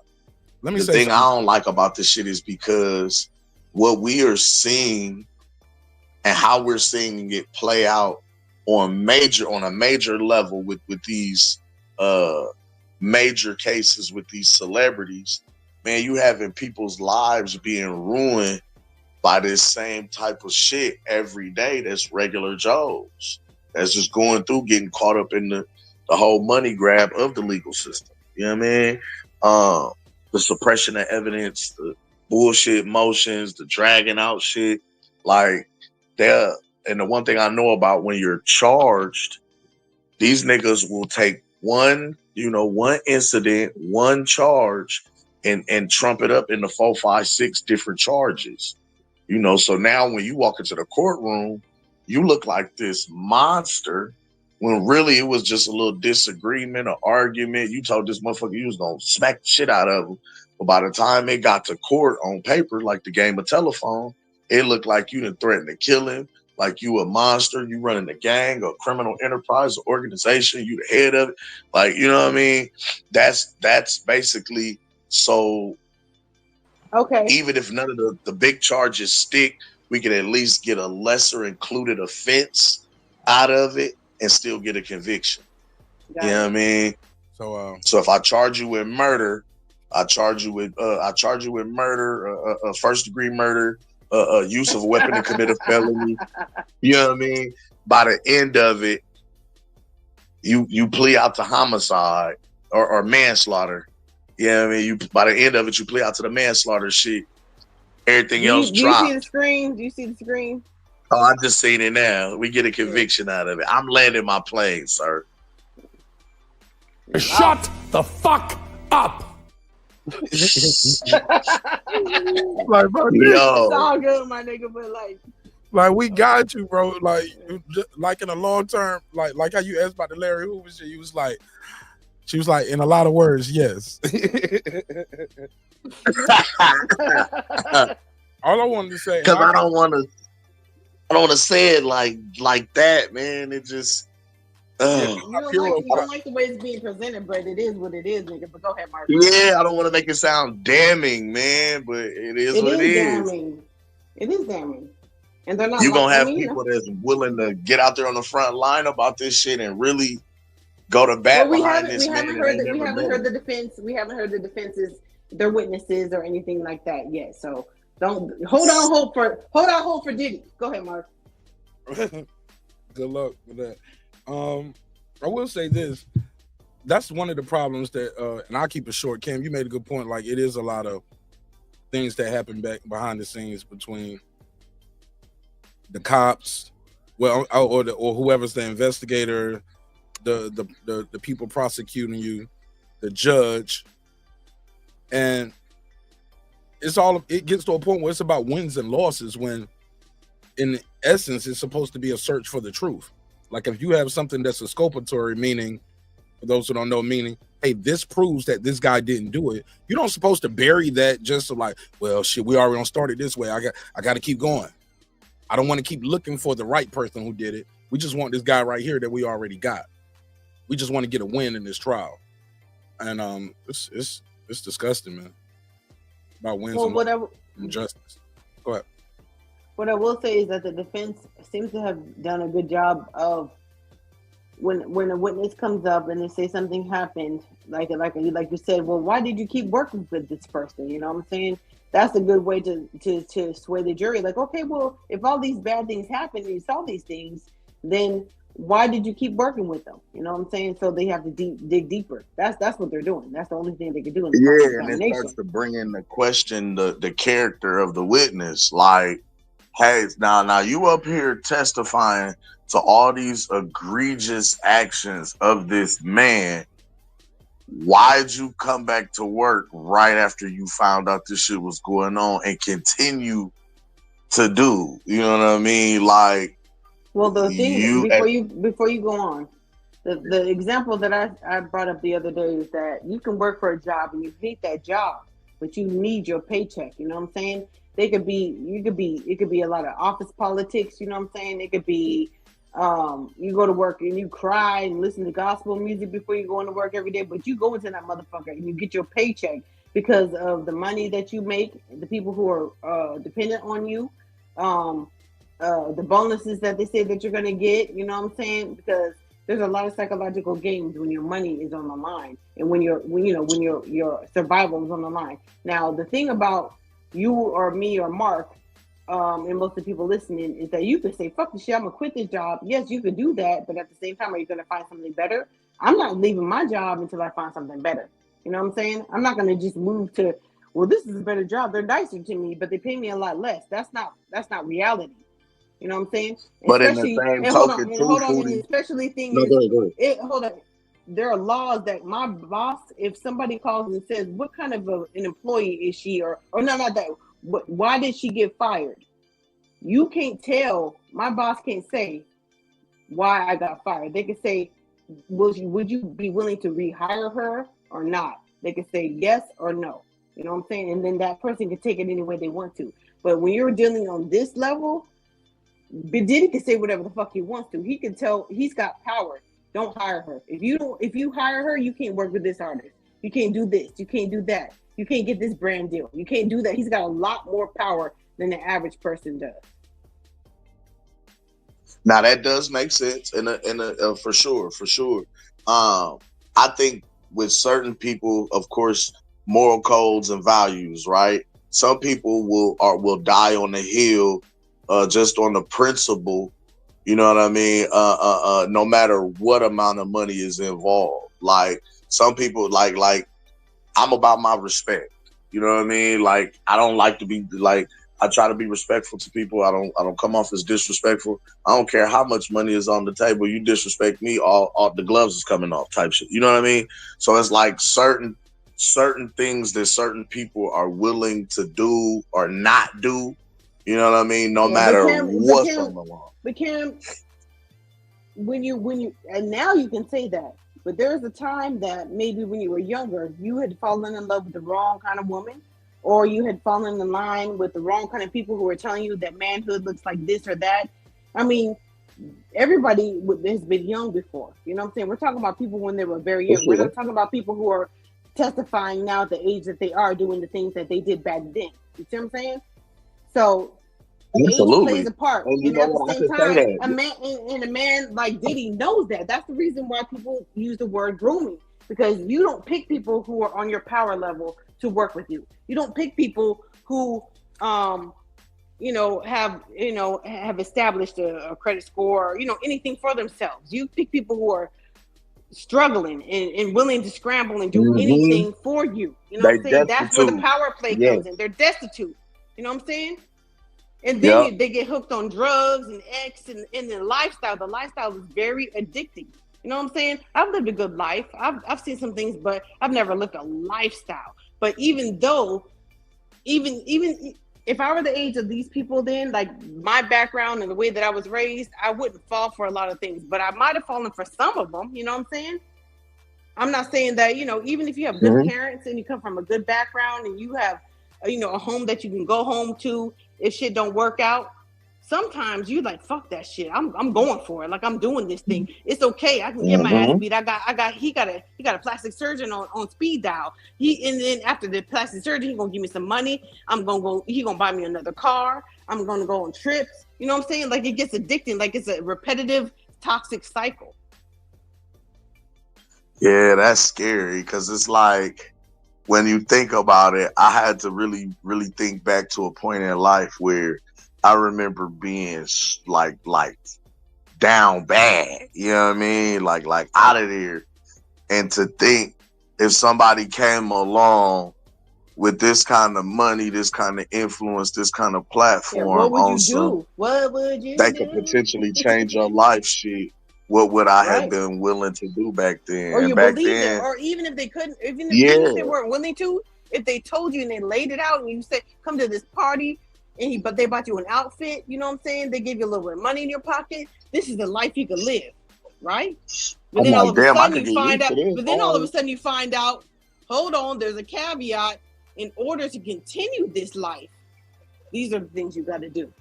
Are you willing to do it? And I'm like, nah, I can't do this. I might do this. I fuck with this. I'm gonna beat your motherfucking ass. I'm gonna make sure that you can't work even at fucking McDonald's ever again. Type shit, right? Now you like, damn, I can't do nothing. I might as well. I might get $50,000 for doing this freak off. Not that she was getting paid, but I'm saying, or I can starve and not even be able to work at motherfucking McDonald's, because that's what happened with Capricorn Clark. You know what I'm saying? It's like, he said, I'm gonna make it so that you want to kill yourself. I'm gonna make you want to kill yourself. Now who possibly want to kill themselves now? You know what I'm saying? God don't like ugly. If that nigga get convicted, who might possibly want to kill themselves now? Right? That nigga said, that's nasty word. See? God don't like that shit. He was serving the wrong God. And them niggas got bored with him and said, no, we're going to move on to the next one. We done all we can do with you. You boring. They bored with Diddy now. I wonder if Cuz got to a certain level where he was feeling himself so much, he got out of pocket with the handlers or the people who sign and write the checks. I've been saying that from the beginning. I do believe that. Who provided the platform and you know what I mean? Like, he was supposed to. I ain't about to pay you. I ain't about to send that next check to you, right? Like, no, fuck that. He was supposed to do something. Yeah. And he didn't do it. You're not gonna do that? You think you're on our level? No, yeah. All right. Yeah. Oh, we'll get it done. Don't worry about it. We don't need you anymore. Click. Right. Don't worry about it. Yep. You're like, wait, what? What do you mean? Demons playing games with demons, yeah. You start to believe, you start to, what they said, the old folks used to say, you smelling yourself, right? Yeah. Maybe Diddy started smelling himself. He got away with so much on a certain level and they weren't checking him. But then maybe they said, okay, you've been doing all of this. Now you got to pay us so that we don't, whatever. He's like, no, I ain't doing that shit. Fuck y'all. I'm King Kong. I'm a billionaire. I got money. I got this. I got. Like, nobody got shit on money, me. You can't touch you. Yeah, what's a billion to a trillionaire, or what is, a multi-billionaire? He ain't Elon Musk. He ain't no motherfucking what's his name? Jeff Bezos. He ain't on that level. You ain't white nigga. Them motherfuckers he's got worldwide influence, but they got worldwide influence, and even them are struggling right now. Even they're struggling. And I was just gonna say, if I feel like that's the smelling yourself part. Oh, nigga, you thought because we let you at the table for one business deal and you made a little money. Now you feeling like, oh, nah, sit this nigga down. That's what I've been saying. Ever since they raided that nigga's house with them tanks, I'm like, oh, he done fucked up somebody. he done pissed somebody off real big. Yeah, because I said Homeland Security. Homeland. The fuck? That like okay, I could have security? seen the like. Yeah, I could have seen the DA, ATF, Right. maybe the FBI. Okay, I Right. could see that. That's nigga shit. Indictment. Okay. Ooh, drugs. He has some Right. keys. All right, fuck it. Some guns. But Oh, well. Homeland Security? Yeah. He pissed off. Nigga, they somebody ran in your shit real with a big. tank and you think he yeah, was armored. These niggas got armored helmets and fucking gear on SWAT gear. Hey man, what you got going on in these mansions, G? Like who died? Who did fucked up? Like, did you fuck off one of their daughters or something? Like, I mean, did you take Liam Neeson's daughter? Yeah, you. Right? Somebody got taken. Somebody got taken. Somebody got taken. With Homeland get involved. Take that. He took the wrong one. He was man, that what? Crystal meth and MDMA. I have a particular set of skills. Diddy, like, you know what? I never even thought that Diddy. You know, I believe the line when Diddy was like, "Mace, could you please stop smoking? La la, puff, why I try? I'm a thug. I'm gonna die high." Like, I thought he didn't do drugs. That nigga was doing all the motherfucking drugs. All of them. That's why he wasn't really a rapper. He just danced. He was high, vibing in the video, dancing. Because when motherfuckers talking about they work for him for 24 hours straight, that nigga was always awake. Man, I'd have been fired because I'd have took a nap. I'm power napping. The fuck? Right. In the bathroom. Look, I'm gonna go in the bathroom. Hold on, I gotta take a bathroom. You know, he always try to talk to you through his 35 minutes. first. I'm gonna set my timer. Hey, yo, Cam, why you in there sleep in the bathroom? Shit, I've done that shit at work. Just regular. You know what I'm saying? Just regular. I've done that shit at work. Pause. I don't get an hour lunch break. I didn't my break. I went on break. I clocked in. I went to the bathroom for like 20 minutes. I'm tired as fuck, man. Turn the faucet on. I'm knocked out.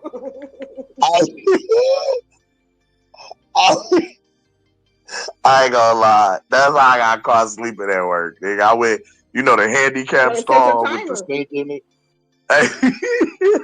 I went in the handicap stall, turned the sink on. Nigga was knocked on the. Yep. Look, I got a 30-minute break. I take 27-minute power naps all the time. Turn the air conditioner on my car. Put my lean the seat back. 27 minutes.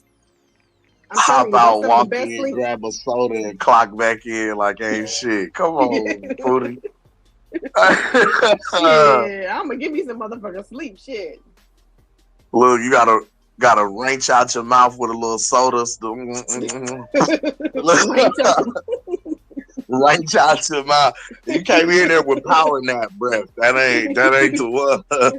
Yeah, I mean, got drool on my face and shit. Yeah. Yo, when I used to, be like, oh, you gotta move. Yo, when I used to drive and have to do pickups and shit for Rental Center, nigga, I used to park the truck at the crib and go to sleep, my nigga. Like, my mama.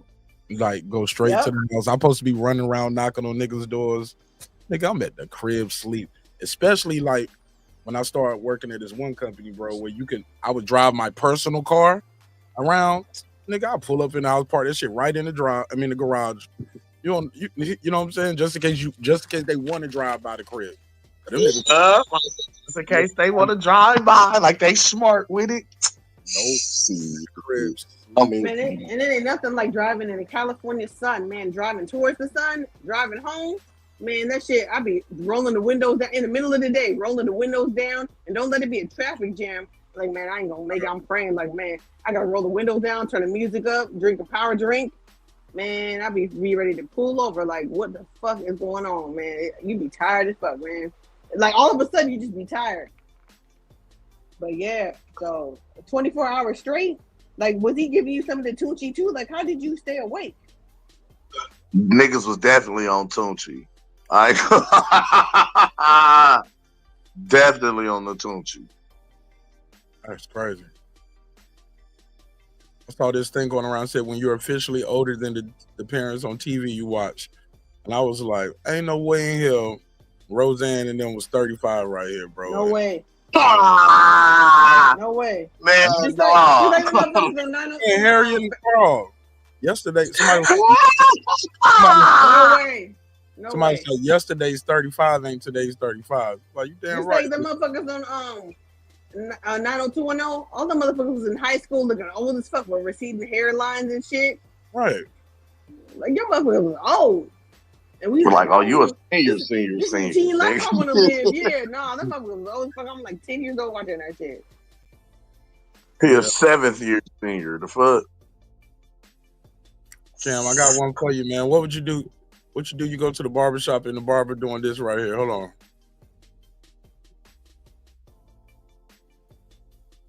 Hey, Diddy beat his barber up too. Man, all these niggas letting this nigga beat them up is crazy, yo, and The kidnap. nigga tossed the nigga and shit and everything.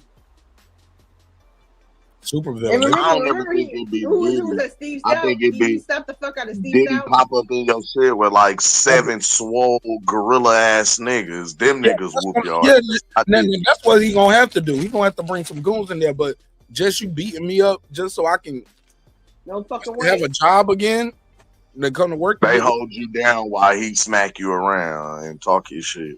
But He give you a bad G Jill said that there wasn't even no goons there. Like that nigga just, I don't know what the fuck. Like you ain't got no mother. Like you a barber, you got blades and shit. Like you ain't cut that nigga or nothing. Oh, nigga, I'm finna ding ding ding ding ding ding ding ding Did he sue him? Did he sue him and try to get paper or something, or what? No. So you got your ass whooped by I Diddy? don't know who initiated. Yeah, Diddy. Yeah, Diddy.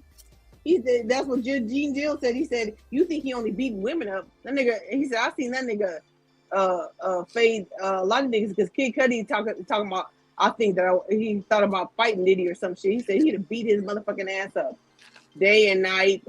From the pillar to the post, he'd have beat his ass. Ain't no better, man, because some of that shit, them stories you tell, you hear, sound like some egregious shit was going on, criminal shit was happening around, and he knew about it.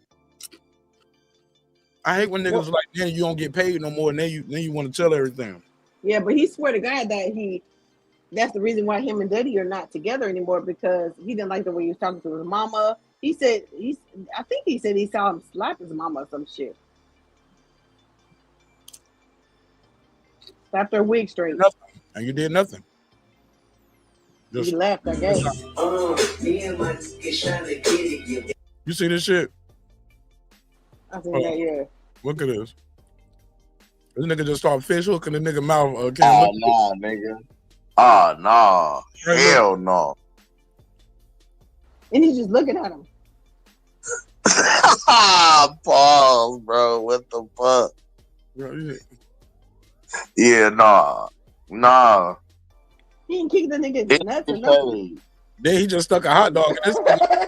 Oh, hell no. Get the heat. Hell no. I'm shooting that nigga. I'm shooting that nigga. This nigga, he like it. Look at his eyes. Yep. Oh, balls. Hey, yo.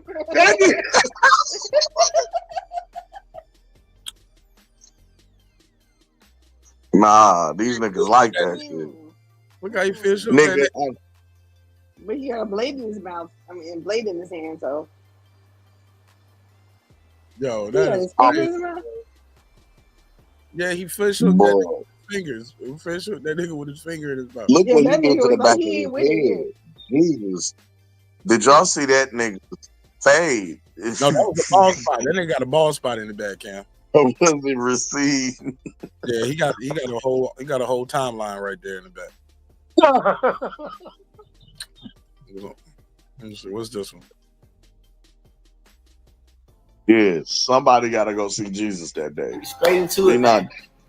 Before you even get into a relationship in Atlanta, you already cheated on.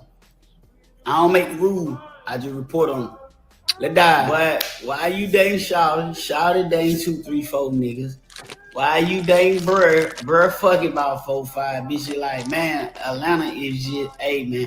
I don't want to say it's the cesspool today, but goddamn, but you better come on with your hard hat on and your construction vehicle, because this shit is a biohazardous waste out there, bitch. But like straight up, man. You might be dating a bitch strong. I'm talking strong. 4, 5 weeks. Talking to her, everything good. Next thing you know, the next day, but it be posted background. Bitch, you in Montego Bay? Come on home. You know that bitch ain't goddamn took herself down there. You see what I'm saying? Who taking the picture, bro? Who taking the picture? Ladies, come on, man. Come and see, bro. Bro, post that story pic and you see 3-4 hookahs on the table. Man, you know, bro, I got bitches. You know them for the... Come on, dog. You know them for the goddamn feminine feline, man. You know that ain't for us. So, yeah, man, dating in Atlanta, man, your ass already getting cheated on before you can get in a relationship, man. Your bitch got 2-3 niggas in line dating her. Nigga got about 6-7 months. It's just, hey, man, do what this shit come with, man. We gonna do this shit by process of elimination. May the best person win, goddamn. That's all I can tell you, man. May the folk with the wetty goddamn walk win. May the nigga with the big motion win. The more motion, man. You know how this shit go, man. This shit cutthroat. Dating in Atlanta, this shit like corporate America, man. Anything goes, man. Till that time. Let's die. Dating in Atlanta. Yo, I know a nigga that's dating period right now. That's everywhere, yep. Single. Dating equals single. Somebody said in chat. But also dating equals single for sure. A bigger thing too. I know a nigga that talk like that. And he got like a double major in psychology and all this shit. And he get on the internet. He talk just like that. I'm like, nigga, that's not even you. You do not even talk like that. Shit, man. Goddamn, man. Folk of the like, bro. You do not. People don't want to hear you talk proper. They clown you for that shit. You gotta give it the culture. Be you though, fam. No, people don't want to see you. They want to see a character of you. Why would they want to be themselves, Mark, when you can be paid to be a persona? Right? Y'all got anything else? Yeah. I ain't got nothing else, man. That's all I got for the night. Y'all ain't got nothing else. I saw this. I got a good show. I'm watching. It's called Your Friends and Neighbors. It's about this rich dude who finds out he about to go broke, so he started robbing all his rich friends in his neighborhood, like breaking into their crib and shit. Pretty good so far. Sound like Breaking Bad. You know what? It's like Breaking Bad with the rich people, because you know what I'm saying. It ain't as good as Breaking Bad, but it does move a little faster than Breaking Bad. It's a little funnier. So Ozark, yeah. But yeah, Ozark is like Breaking Bad with money laundering. You get what I'm saying? Yep. So this is like Breaking Bad with hedge funds. But this guy just breaking the niggas' cribs. Like he was like, man, but he ain't robbing. He was like, man, they ain't gonna miss this nice ass bracelet or this nice ass $100,000 watch. And before we go, what do you think about? He a rich cat movie. Yeah. What you say, Footy? What do you think is gonna happen on the next season of BMF, because that's going to start on Sunday, I think. June 1st, right? Oh yeah. I don't know, but I'm gonna be watching it. You wanna watch together? You wanna watch together? Yeah, for sure. All right, let's do it. I'm like, how much more can we go? Like, these niggas finna get indicted soon. Like, how much more of the story? No, I'm just talking shit. Now I think do we it's like the last episode. I mean, the last season of Raising Kanan. That's the last season. So we're gonna meet Ghost, Tommy. We're gonna see the last season. That's gonna be the final one. They said that. Yeah, they only do 5 seasons of a series now. Oh man, I want to know what happened to 50 was supposed to do what's it called, like the Mexicans, what's it called, like the cartel, I can't remember what it's called. What's that nigga name? The ones that was with Ghost. I mean, the ones that was with BMF. No, a whole different series. It's supposed to be like niggas, remember when the story with Yayo, he was talking about when a nigga went to the hood and got the 50 cent chain stolen. Griselda?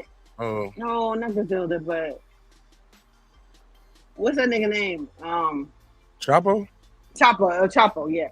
He gonna do the El Chapo series? Yeah, he's supposed to do like an El Chapo series. Oh, I'll watch that. That's interesting. Yeah. They're gonna have to put it in English because I ain't gonna be sitting there reading all day. Me neither, man. Me neither. Everybody be talking about that. What's Narcos. the show? I finally watched Narcos. The first season, it was good. I watched the first. I finally watched that shit. First 2 when they finally got When I watched it all the way up till they got homie. But once they start doing the The spin-off, second one's kind of boring to me. yeah, I ain't watched them up. I couldn't get into it. Narcos is pretty good. I ain't gonna lie. The reason I got into Narcos so quick is because I watched anime. So I'm used to going back and forth. I read the subtitles, read the words. You know what I mean? I watch anime. I watch kung fu flicks, all that shit. That's my son. He be watching that shit. Right. Black nerds. I'm a mama for black nerds. I got a habit of having something on, and I'm still moving around doing shit. I might be in the kitchen. Me too. Moving around, so I have it on. I'm listening. But yeah, I gotta sit there and read this shit. Somebody said Trump always win, even when he's wrong. Hello from France, Paris. How the hell you know? You in Paris, France? You don't know what he's doing over here, Logan. But appreciate you watching. Your president over there getting slapped around by his broad, nigga, on the plane in front of everybody. But they said they were just playing, though. They were just playing. Nah. Of course they. That bitch was like when she stepped out of the plane, like she's gonna break her motherfucking ankles. She's so skinny. Trying to get away from that badass wig. I told you stop playing with me. Let me see. That was that shit. I told you stop playing with me. Yeah. Keep playing with me. Yep. She showed that. Watch this. Can you, hold on, that was Ike and Tina in the limo. They was on the plane. No, it was a one-way fight. She slapped in. It wasn't no Ike and Tina shit. And what do you feel? Watch this. She put the paws on it. She like, stop playing with me. He said, "Oh hey," and then he smiled real quick and went right back over there. Like, watch this. Look at this. She grabbed his hair. She gonna mush that nigga like, get your pussy ass on. Yeah. He realized everybody can see him. He smiles and waves, and then watch how his face turns when he walk over there. The camera like, bitch, just embarrassed. He said, bitch, quit playing. I'm on camera now. You bullshit, bitch. Come on, man. Quit playing, man. She was not playing with him. What y'all think about Diddy? Like they say, I've heard that he only has $50,000. I mean, 50 million liquid cash. He has that one plane that he's been trying to sell, but don't nobody want that Air Diddy shit.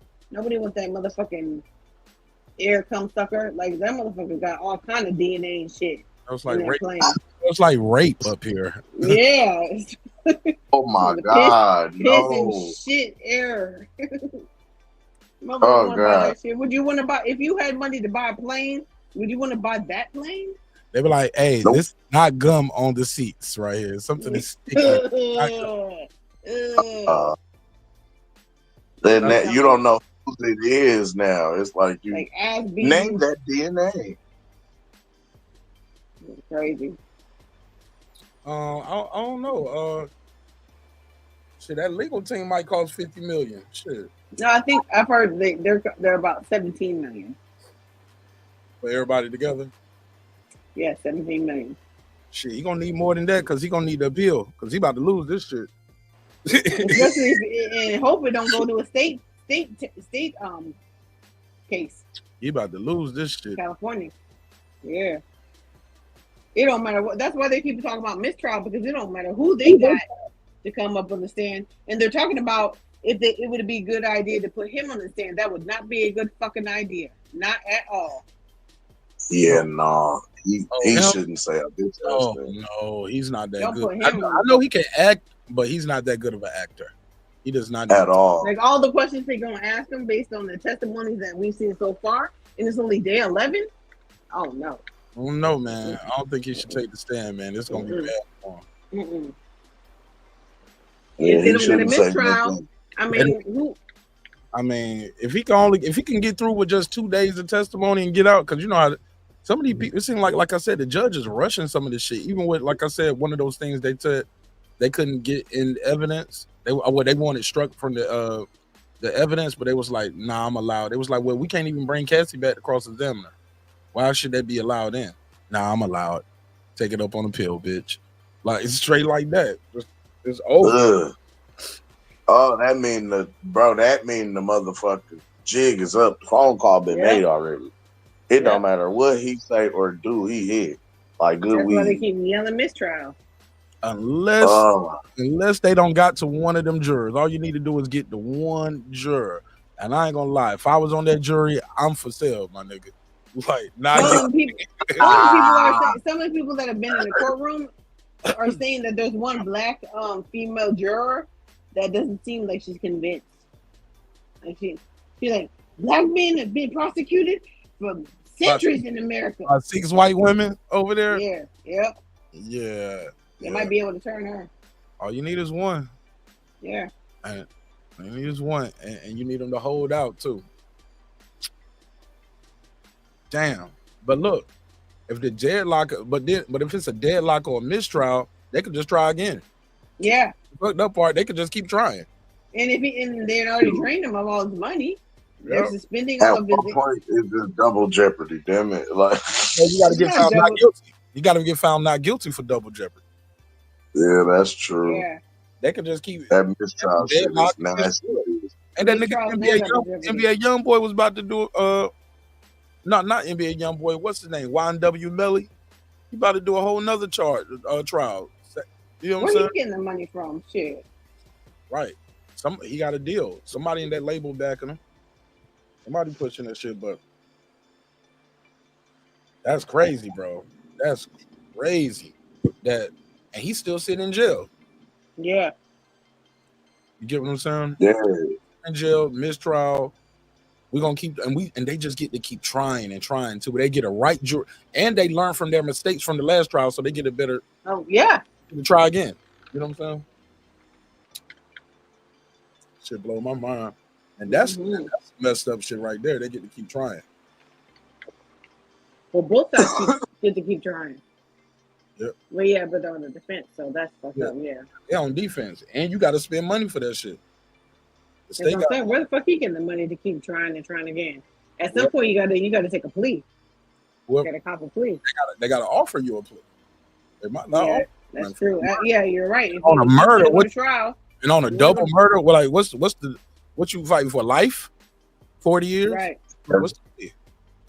Shit, possibly the chair. You try not to get the. You don't get the needle.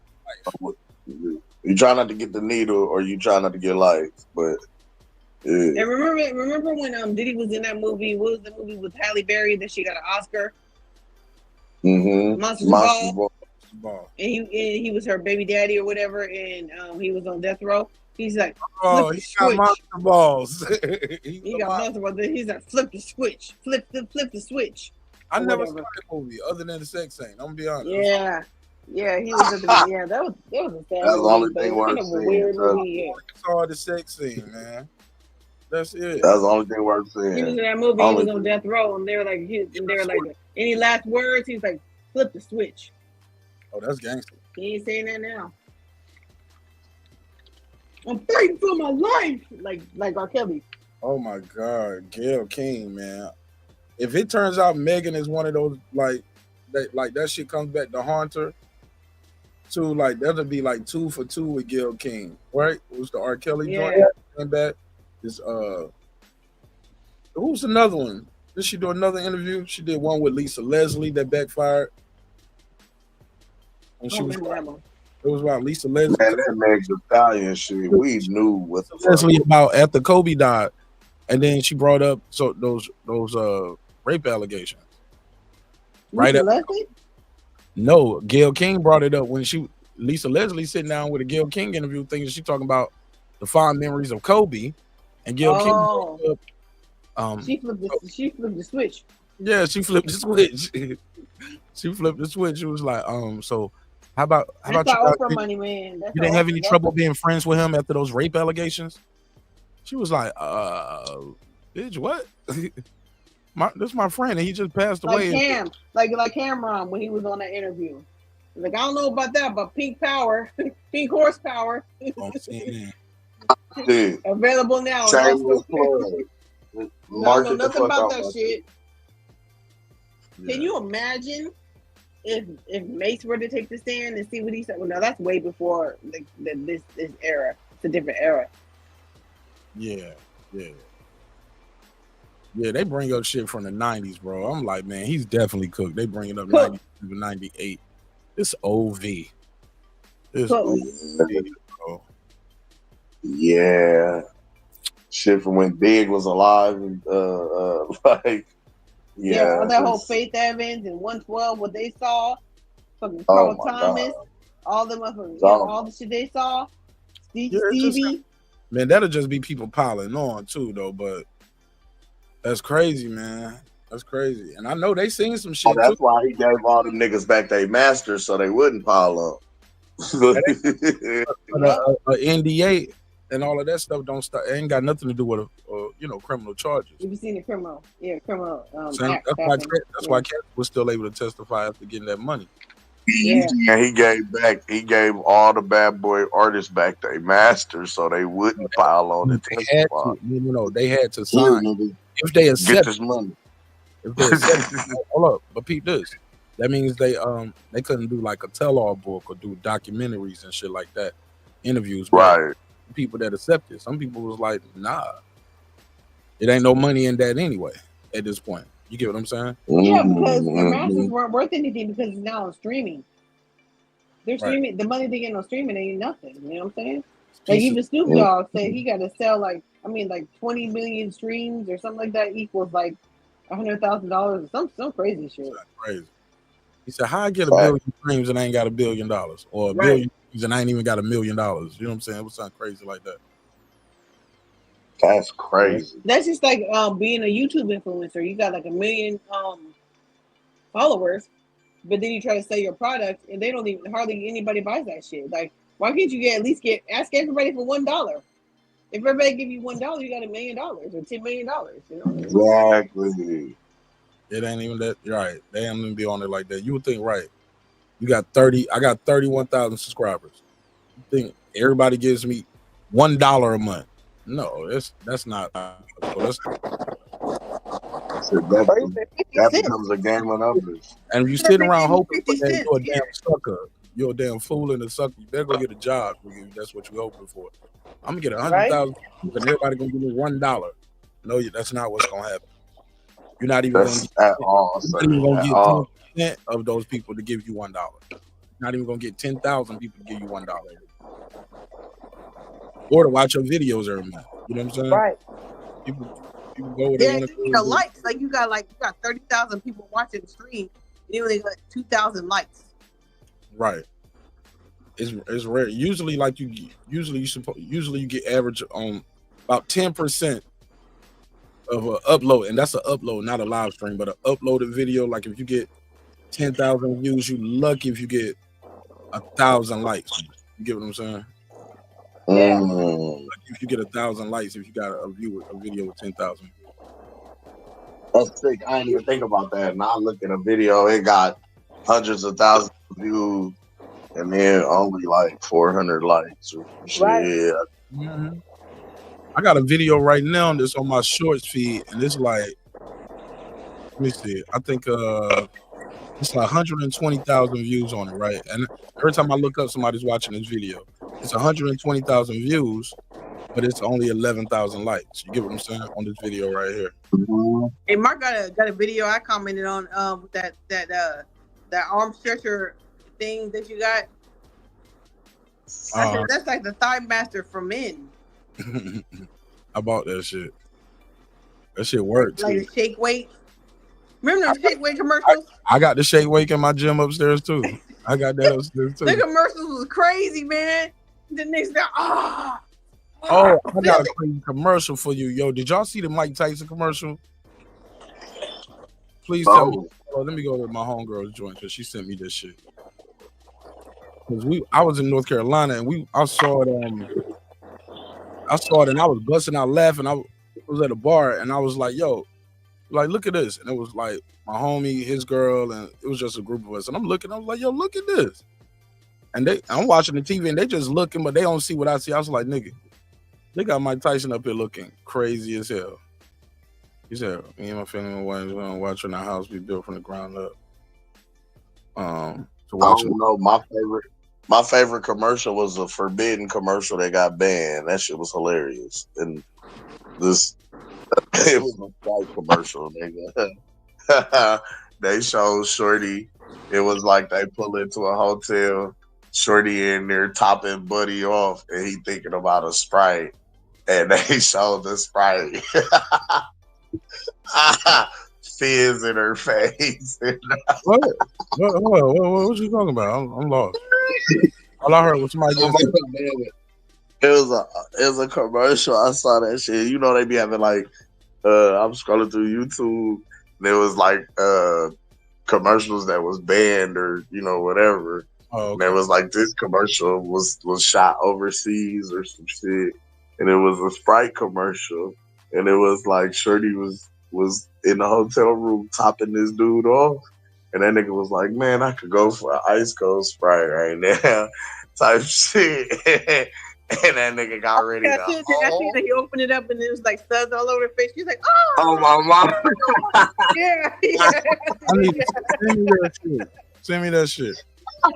That nigga went crazy. I was like, yo. He opened up the Sprite and he was like shaking it. He's like, like suds all over. That nigga.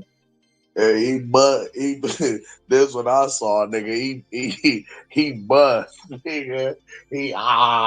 And then it showed the Sprite like.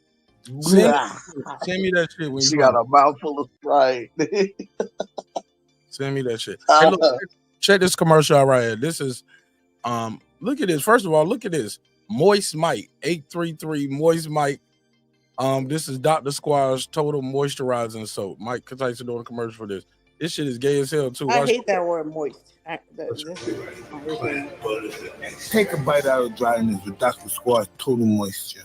Moisturizing plant butter. Take a bite out of. Oh no, this ain't even a whole commercial. This shit is long. Pause. This shit is long. Whenever you get a chance, watch this commercial, bro. This shit have you rolling. Moist Mike, bro. Mike Tyson. That's it. I don't like it. And Mike up there, it's gonna moisturize and make you feel so soft. No. And then it was like, take a bite out of dryness. What does that even mean? Right? How you gonna take a bite out of it? It's dry. Take a bite out of dryness. Gonna turn it down. Take a bite out of dryness. That's a play on the Holyfield. Out of the Holyfield shit.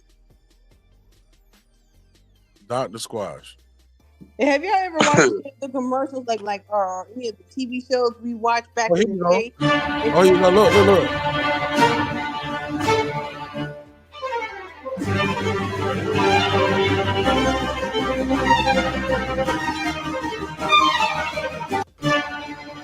But it's a whole bunch of little fruity shit going on in this commercial. I was like, they straight up feminized this man, yo. Hold on, here we go. Coastal Mist.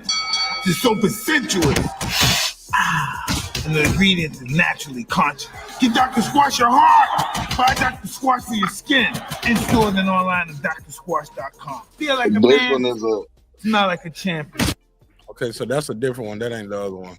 But yeah, it's a bunch of shit like that though. I was watching this one doctor, what's his name? Mr. Rogers' Neighborhood, and someone's like, Mr. Rogers was trying to tell us back in the day what it is. He said, boys are born boys, they cannot be girls, and girls are born girls, they cannot be boys. I'm like, oh shit, he was trying to tell us what was going on. Now back in the day, he tried to tell us like boys can boys. Like you tell us, like boys are boys and girls are girls. You can't be a boy if you're born a boy. You can't be a girl if you're born a girl. And that motherfucker would got canceled nowadays. You can't say that because crazy. Yeah. But those was you think he was talking about the trans, or he was just talking about people being gay back then? Because were they even getting the surgeries back then in trans? They were, but not like they are now. He's trying to tell you, if your mama tells you that you're a boy and when you want to be a girl, she lying to you. You are a boy. I am a boy, demon. All right, well, that's it for me, man. I really enjoy y'all, man. gonna go to I gotta leave, get off here. I'm gonna get some rest. I'm gonna go to sparring tomorrow with Brian Norman as he's getting ready for his next fight. Talk to him, see how his training going, and support those guys over there while he doing some sparring tomorrow morning. So actually at noon, we're gonna do it at noon, but I gotta go running in the morning myself. Man, it's coming, man. 4th of July is coming, man. Summer's coming, man. Y'all getting ready? Y'all working out? Saying summer is coming. No. Summer will arrive. No. Summer is right around the corner. We'll be arriving soon. Is that better?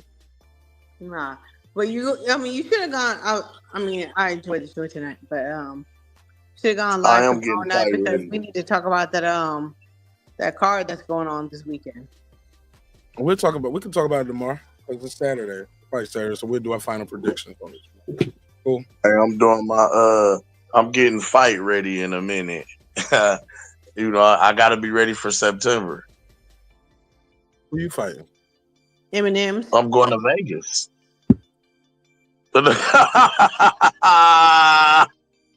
You gotta be ready for the fight. Like yeah. We gonna be in Vegas. Oh yeah. Ready for the fight. Everybody gonna be in Vegas. Oh, you talking about the fight, like the Mexican fans and stuff? Gonna lose and shit. No, I ain't talking about whooping the Mexican fans. I'm just talking about I gotta be in shape because I'm gonna see somebody at the fight. I'm running into something at the fight. Listen.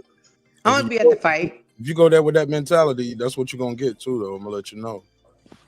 Nah, I ain't. Nah, listen. I'm trying to run into Bernice Burgos.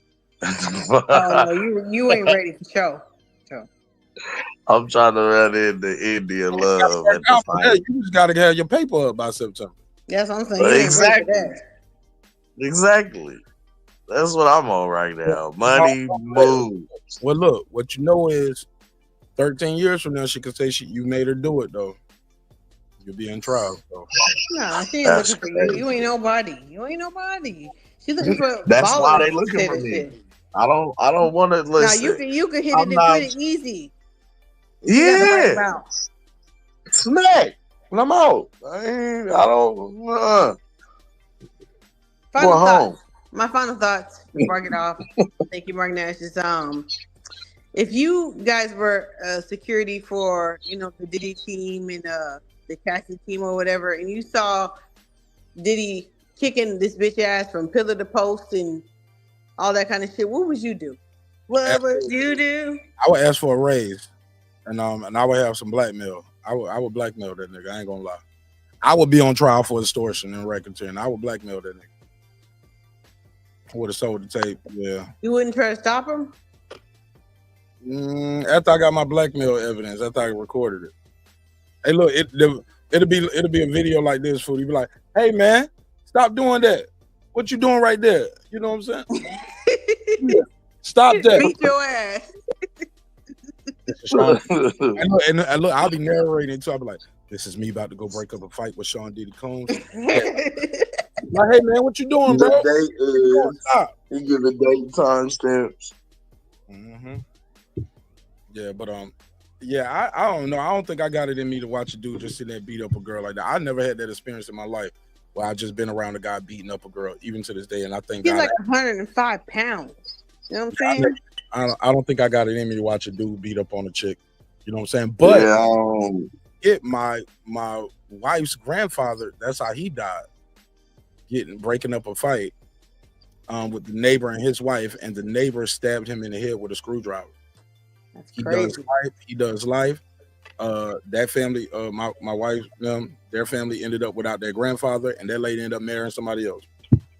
Yeah. So I'm just saying, like, you don't have to be there to, like, the first time you see that's what's going down. Like, you can be prepared the next time. You know what I'm saying? You could be like, get your homeboys or something. I don't know. Like, I would have to get another job though, bro. Or I'm getting involved, but I just can't. I don't think you wouldn't go to the police. I think me and him would be squabbing though. He would go to the Straight police. Up. Me, you know what I'm saying? That's what one girl was saying. I mean, I think Capricorn Clark. She's like, or no, it was a gay dude, the stylist. They had to call what's his name, D-Rock or whatever. That's Diddy's homeboy. I mean, not Diddy's homeboy, but Biggie's best friend. Yeah. She's like, call D-Rock, and then nigga came on like, man, what the fuck you doing? Stop that shit, man, stop. Because one time, because he would make Cassie go back to the house. Like, fuck that, get in the car, bitch.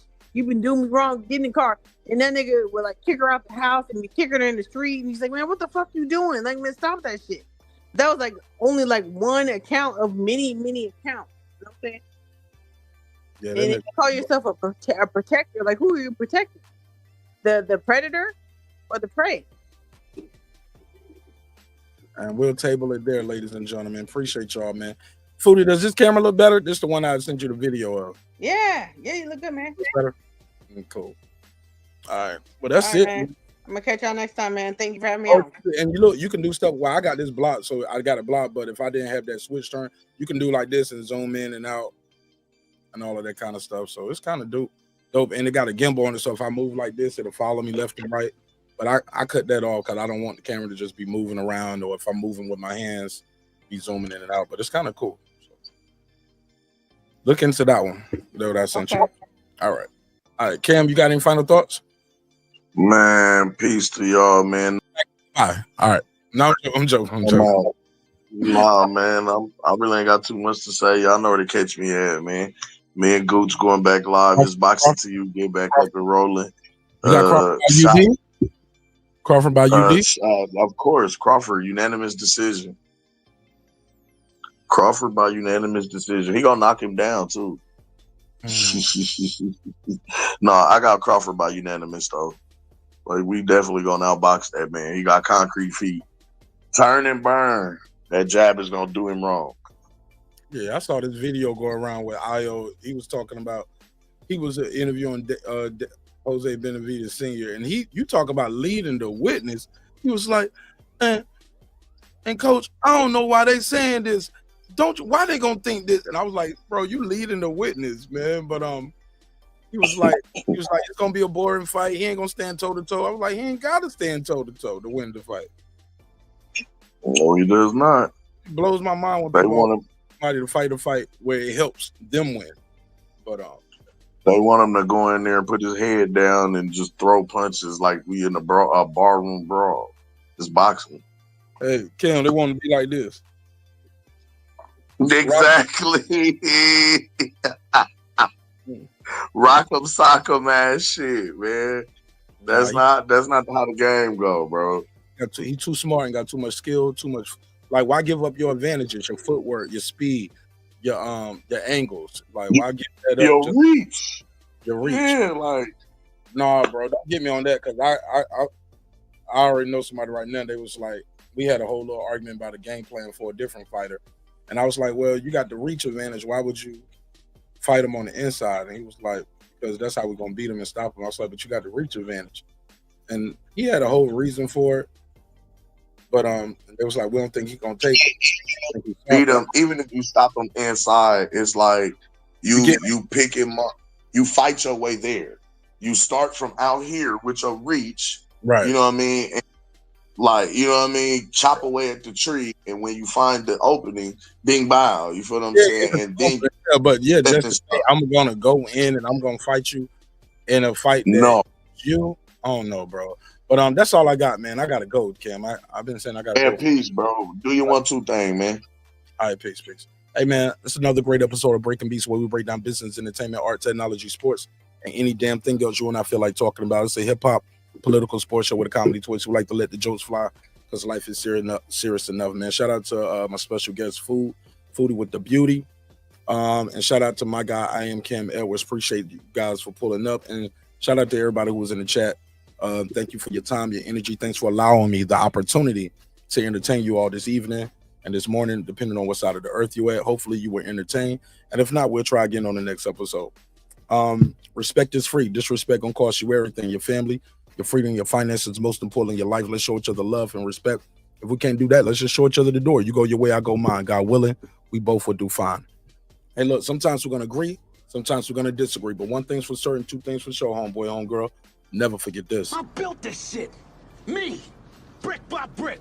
And I'll be damned if I let you tear it down just because you don't like the way another nigga talk. And I mean that shit. Drive, motherfucker. Hey, it's Antonio Tarver, champion. You watching Mark Nash at Breaking Beach.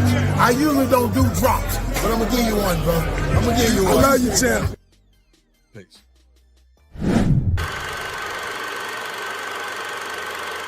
This that squad side. This is me, man.